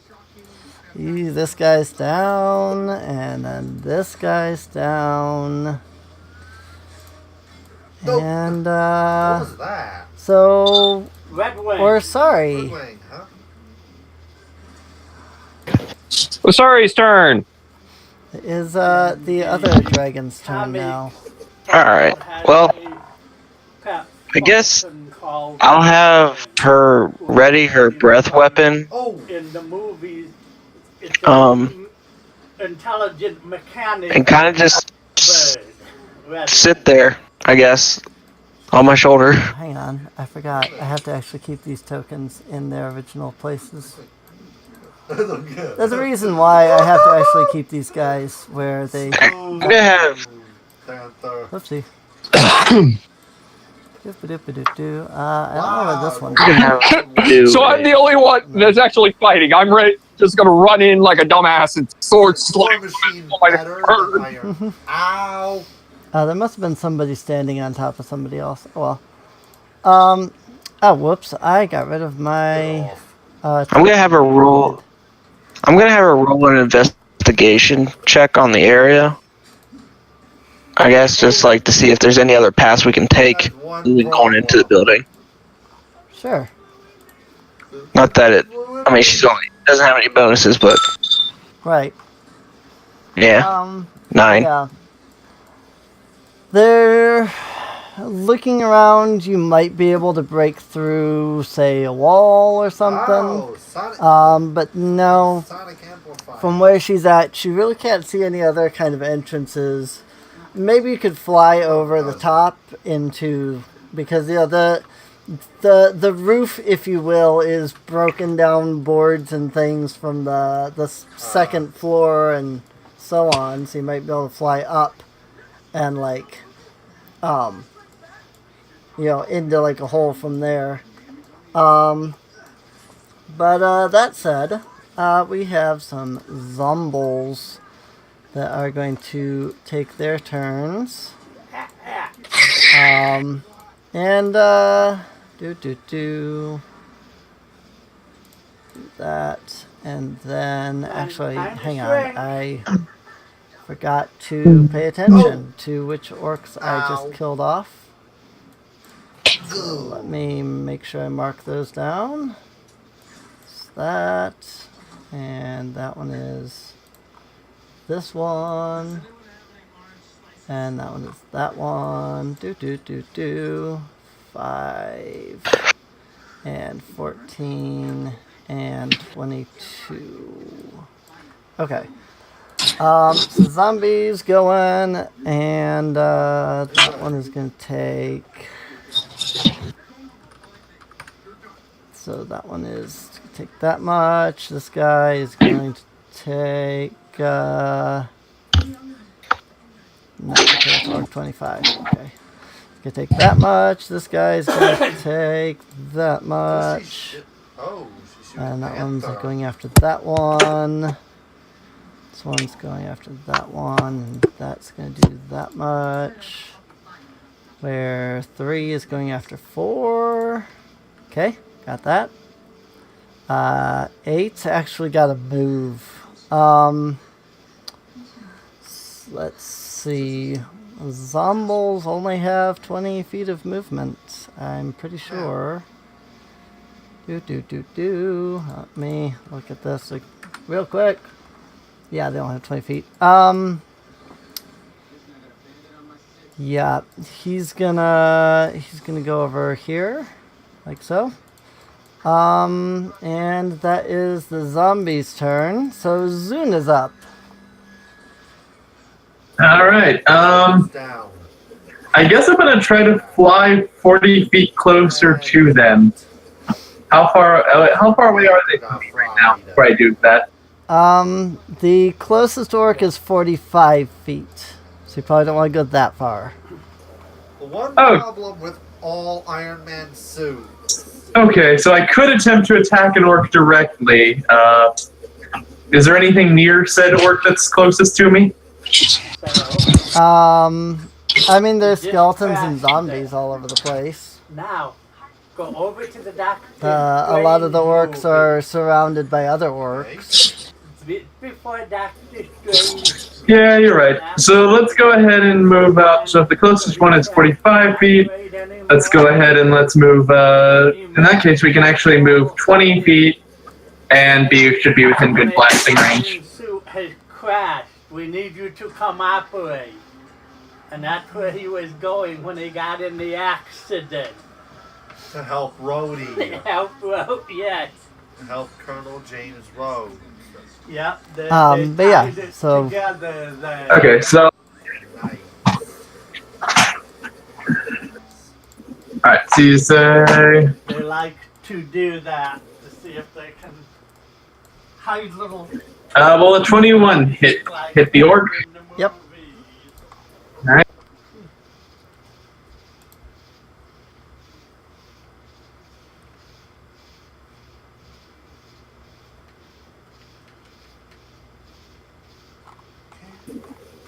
That'll be 7 cold damage, plus of course the slowing effect, and then I dart 20 feet back into cover.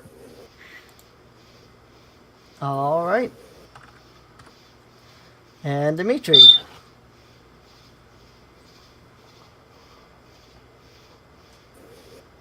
Okay. Let's see now. How many do we have? That's still a back ton of orcs, but well. There are 9 out of 30 orcs that have been killed. Okay, I've got a movement speed of 30, so boop. Oh, you know what? I'm gonna move here. Okay. And Dimitri's gonna pull out his rapier and pretty much look at orc number 19 and tell him, "Hey, would you look at this green? Would you look at this big green sucker? He can't even kill what's already dead." Vicious mockery. Which one again? 19. 19. 19? Mhm. 19. Got it. Wisdom saving throw. Wisdom saving throw. Sorry, I just got to the fun part about having monsters that are all on vastly separate parts of the module. And I have to scroll up and down and up and down and up and down. 6. That's a fail. 1d4 damage, so he takes 3 psychic damage. 3 psychic damage. And he's got disadvantage on his next attacks. Alright. So that one is slowed by like 5 feet. And this one has disadvantage. Alright. I said 19, not 12. Yeah, no, 12 was the one that Zune hit. Okay. Yeah, we're just over here applying status effects to them while we're taking pot shots. Yeah. Yeah, it's like and before I return, Dimitri's just gonna laugh and say, "Go, my friends! Like fight back the invaders! They will not take our keep!" Okay, calm down there, Dimitri. I was going to say, if he keeps that up, I might just swing my sword at him. Dimitri does sound sort of insane, doesn't he? Maybe the power has gone to his head. Little bit! He's gonna look back and like, I'm sorry. I just happen to be able to command. I just happen to be able to become the Lord of the Dead. So pardon me if I'm enjoying myself. Okay, more zombies! I'm not sure if you guys took note of what I just did. Every time one of the orcs gets killed, next turn they arise as a new zombie. Yep. Oh, fun! And More because- zombies! but in case you forgot, the zombies and skeletons are currently under my control. They are currently. I think it's more along the lines of cooperation than actual control. I'm so glad we don't have a paladin in our group. So Jazz is up. Actually, we did run this with Paladin once, and our Paladin had no real qualms with this. Yeah. What was the That paladin's? Paladin was me. What was the paladin's oath at the time? I questioned. Oath of the Ancient. That is how say his oath. That is mildly questionable. I guess there really is nothing about hating the undead for them, but that's still mildly questionable. Right. I need to get into that one spot or this won't work.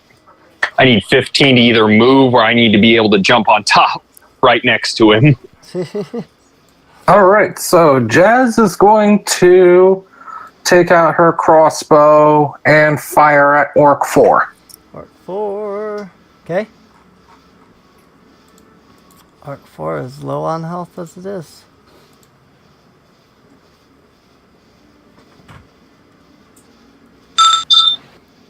That is not going to hit.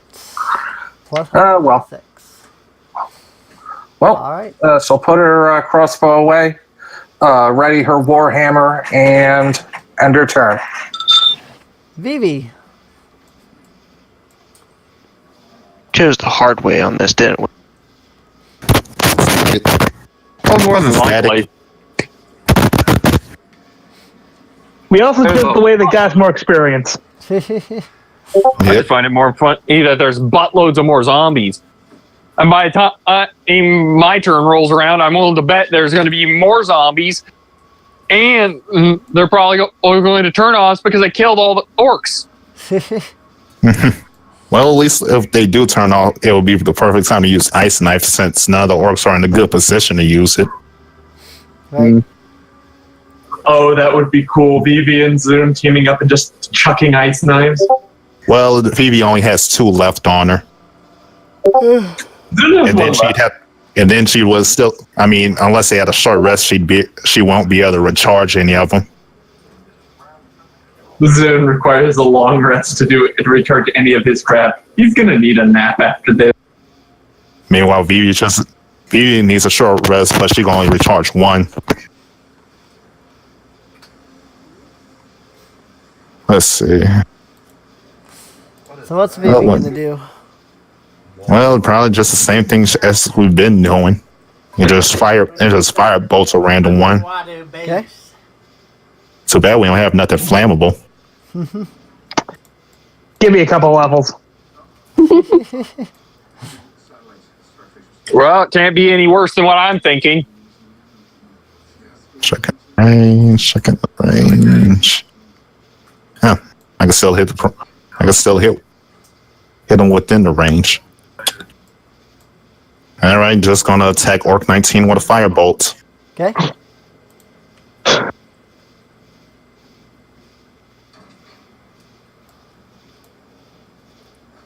And that that guy's might as well be dead because it just critted. Okay. Oh, he just came back as another zombie. Well, I mean, he didn't have that much damage so far, so we'll see what happens. 17 damage. Dang, 17. All right. Yep, he did. Yep. He did, zombie. He did. So did those zombies come back as, or did those orcs come back as zombies? Or did he get a zombie? The orcs that died last round have all come back as zombies. Ah. Zareen is up.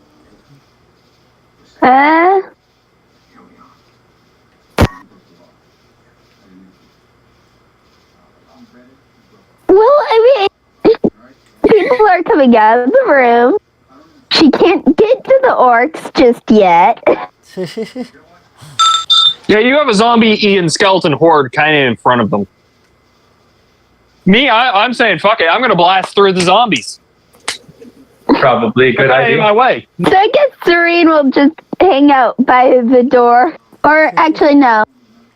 She'll come down and be next to Dimitri, too, in case an orc breaks through to him. Okay. Mikio. I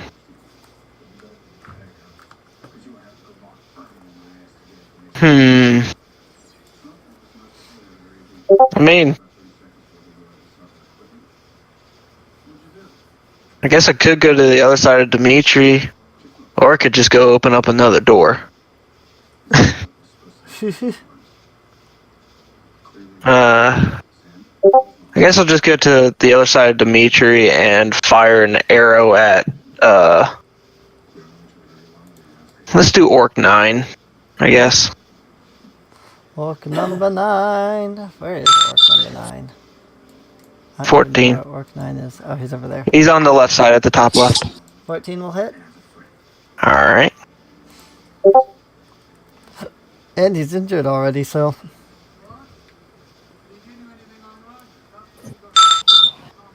Eight. Ooh, he's down. Huh. Orc I guess I'm 9 pretty goes neutral. down. Well, he was already injured by quite a lot from all the skeletons and zombies. Mm-hmm. Orcs. Orcs get to go. That's right. Left.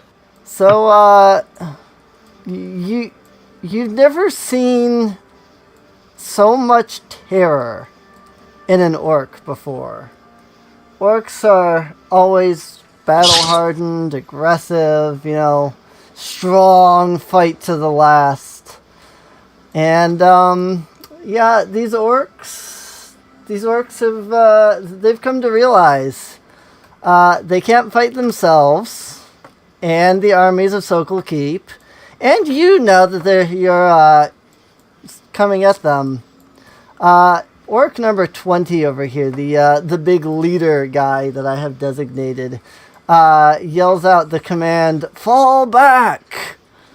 Orc 28 attempts to take a step away from this zombie here, but then collapses when the zombie promptly skewers him.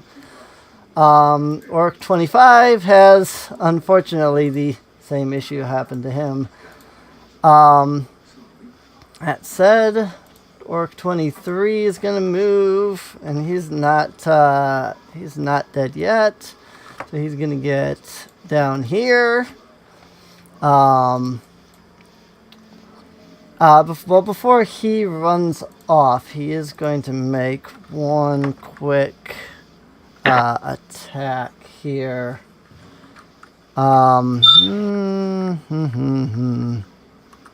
That's okay. That's about what I figured. And then that. Okay. Well, nope. That zombie's still up. Okay. So that these guys are just. They're just trying to get out of there at this point. I can't move him. He's dead, actually. That one goes down. Whoopsie. Orc 21 has no hope. He's dead. You did, and you did. All of these guys can move freely, though, because none of them have any issues. You can go ahead and let him take a quick double move. So these guys are gone. This one is still alive, so he's gonna. Sorry, when they reach the gate here, they are considered to have escaped battle. 16 is still alive, but barely. These guys are just trying to. They're just trying to get the heck out of there. They're trying to book it. But so they don't get tied. Rip the shreds by the whole. By the. Orc 2 has no hope. Orc 4, I moved even though I didn't look at his health. He has no hope. Orc 13 is able to get down here. And lastly, Orc number 10, well, not lastly with Orc 10, but lastly, Orc 10, he's able to move. 12 is wrecked.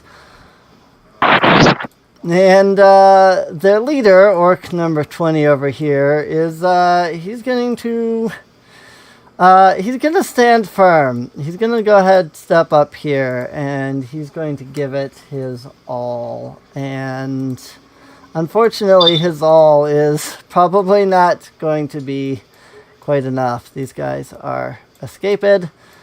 Yeah. Yes. All the orcs. Yes, it did. One orc left and an army of zombies. Our army of zombies. We do not know this. Burn all of the zombies with fire along with their skeletons. Oria can fly over here and she'll deal the final blow probably. Just yeah, go blow 'em away. roll some damage. She's gonna bite at it. Okay. No, I'm not. Bite his jugular. Bite off his jugular. Bite him in the neck. Bite him in the neck. And Well, that will be a 19 to hit. Holy shit. I wasn't paying attention to Orc 23's health. He should be dead too. It's like, oh wait, I'm dead. And suddenly that orc realizes, hey, I should be dead, and runs back, and then It was the flan server lag. He's like, oh, he's like, haha, I have enough HP to. Wait a minute. Why is it? Oh. It lags. Anyways, Oria is biting for 12 damage on this orc. Oya is Ow. biting for 12 damage on this orc.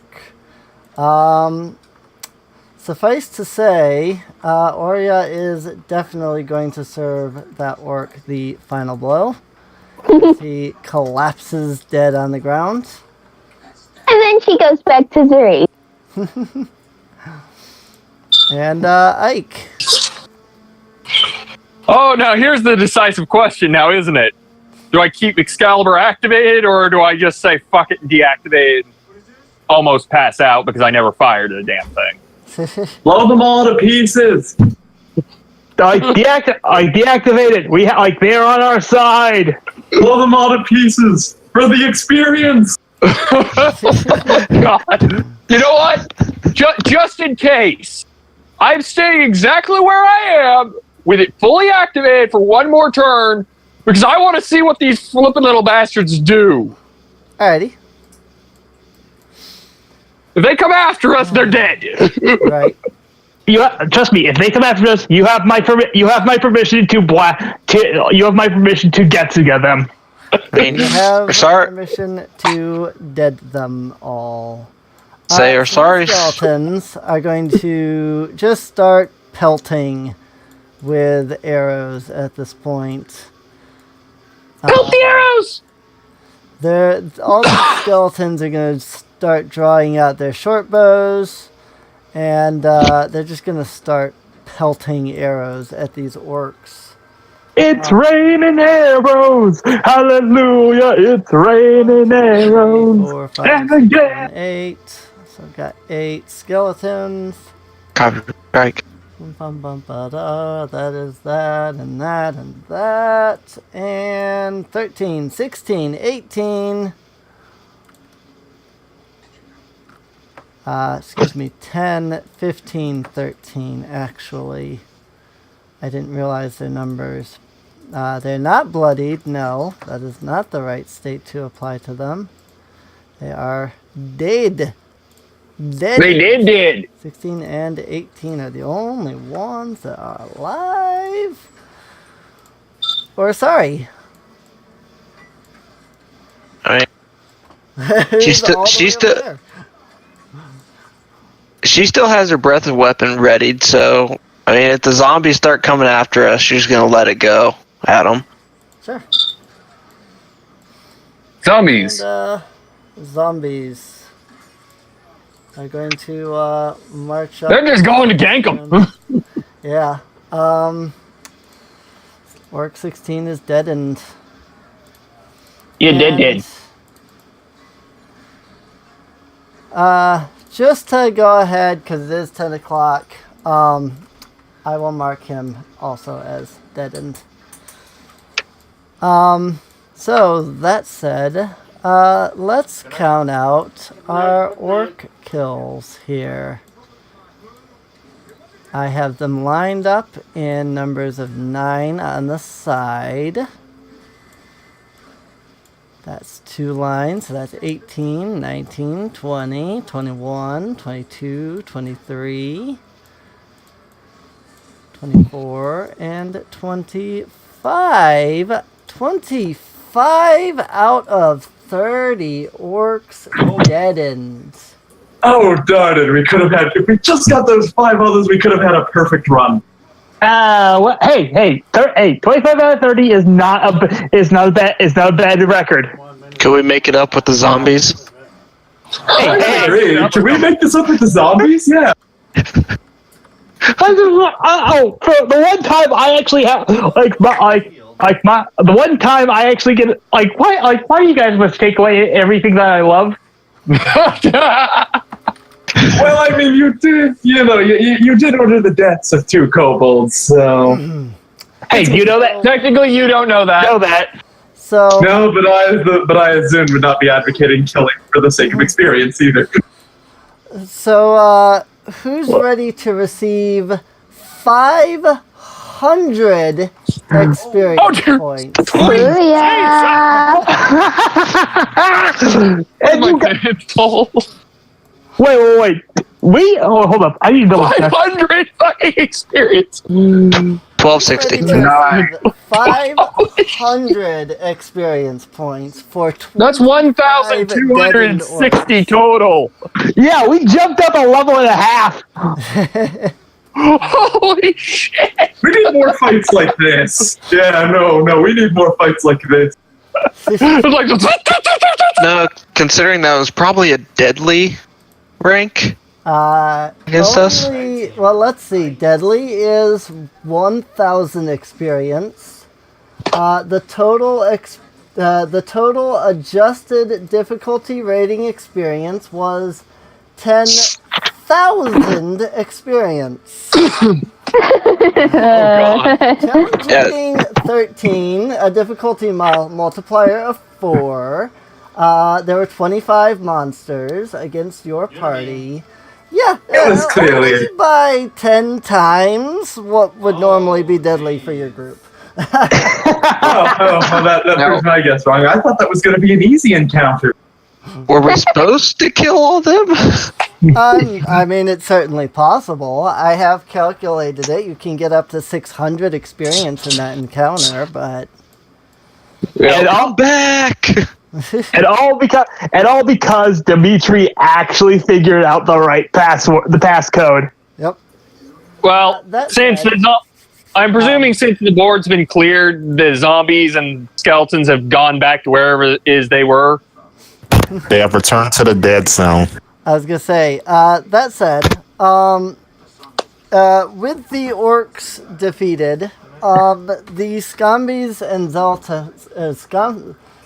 Scumbies. Wow. Scumbies. Zombies and Zealotins. The zombies with scabies. Okay. They're part zombie, part skeleton. There were enough of them that you could consider that.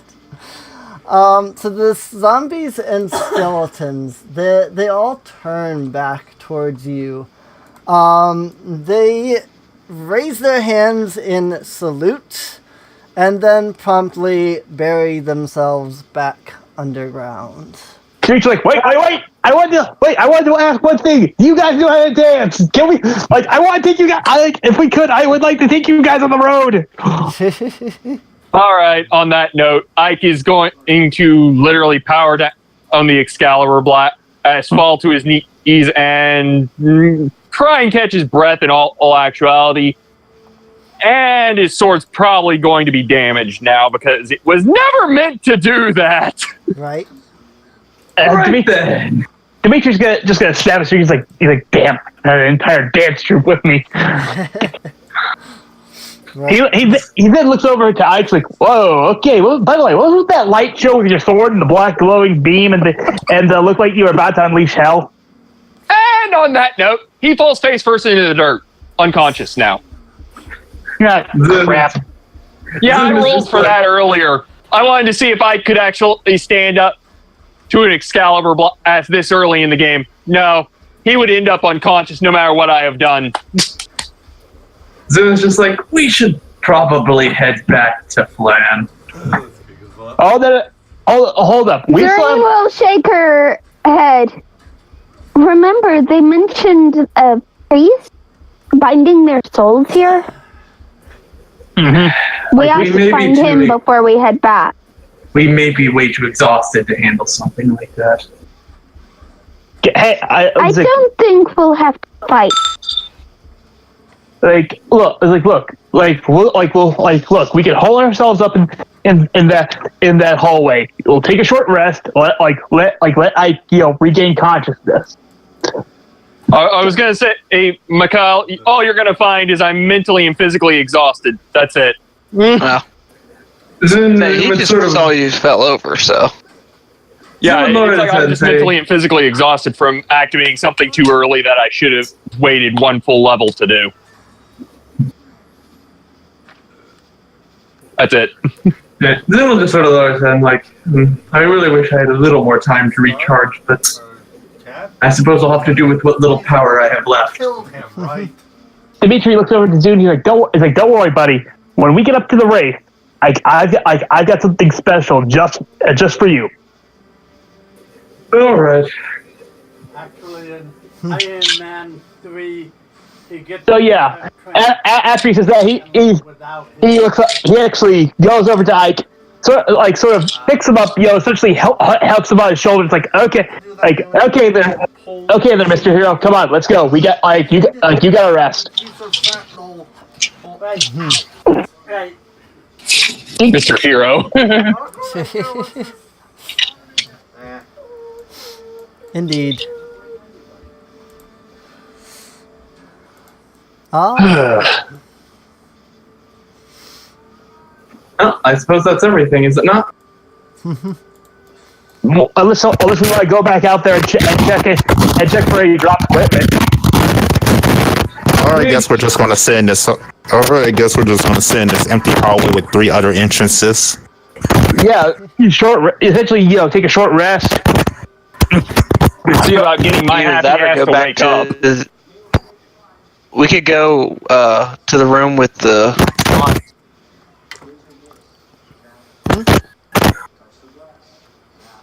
Well, if that'll be all, then I suppose I will head on out. See you guys. Yeah. See you later. Yeah. So, guess we're gonna finish up Sogo Keep next week. Yep. Probably. Well, I won't be here next week. That's the only problem. We'll leave Ike So with you the haunts. just never wake up. Don't worry. If Emily will allow me, I have a backup plan. Okay. For Ike's unconsciousness. I guess this is actually a good thing since I'll be unconscious for next session if we have a next session. Yeah. That's the point. Yeah, if we do have one, like I said, I have a bit of a ringer. We should literally just leave him with the haunts. Oh God. Yeah, leave me with the freaking ghosts. That'll mess my brain up more. Yeah, but if we are still recording, then see you guys around. Yeah. Yeah. We'll have it recording because we haven't done outros and stuff. Yeah. Yeah, everyone just left before we did the outro. Yeah. I don't think. I guess most people are tired. Yeah. I mean, I was curious myself. I'm like, okay, so are we stopping here or what? And then just left. So I'm like, okay, I guess we're stopping here.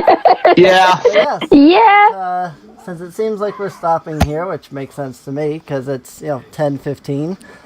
Yep. I hope that you guys have enjoyed this episode. If you have, please feel free to subscribe. Those watching on Twitch, if you haven't followed yet, please feel free to follow. That said, as people said, I am uncertain if we will have a session next week due to family coming by. As such, if there isn't one next week, then, that's why. If there is one, then hey, cool, still. But there should be one the week after. Again, that's still dependent on the family, though. So, with that, I guess we'll see you guys next time. Stay classy. Ciao. Have a good day. See you later.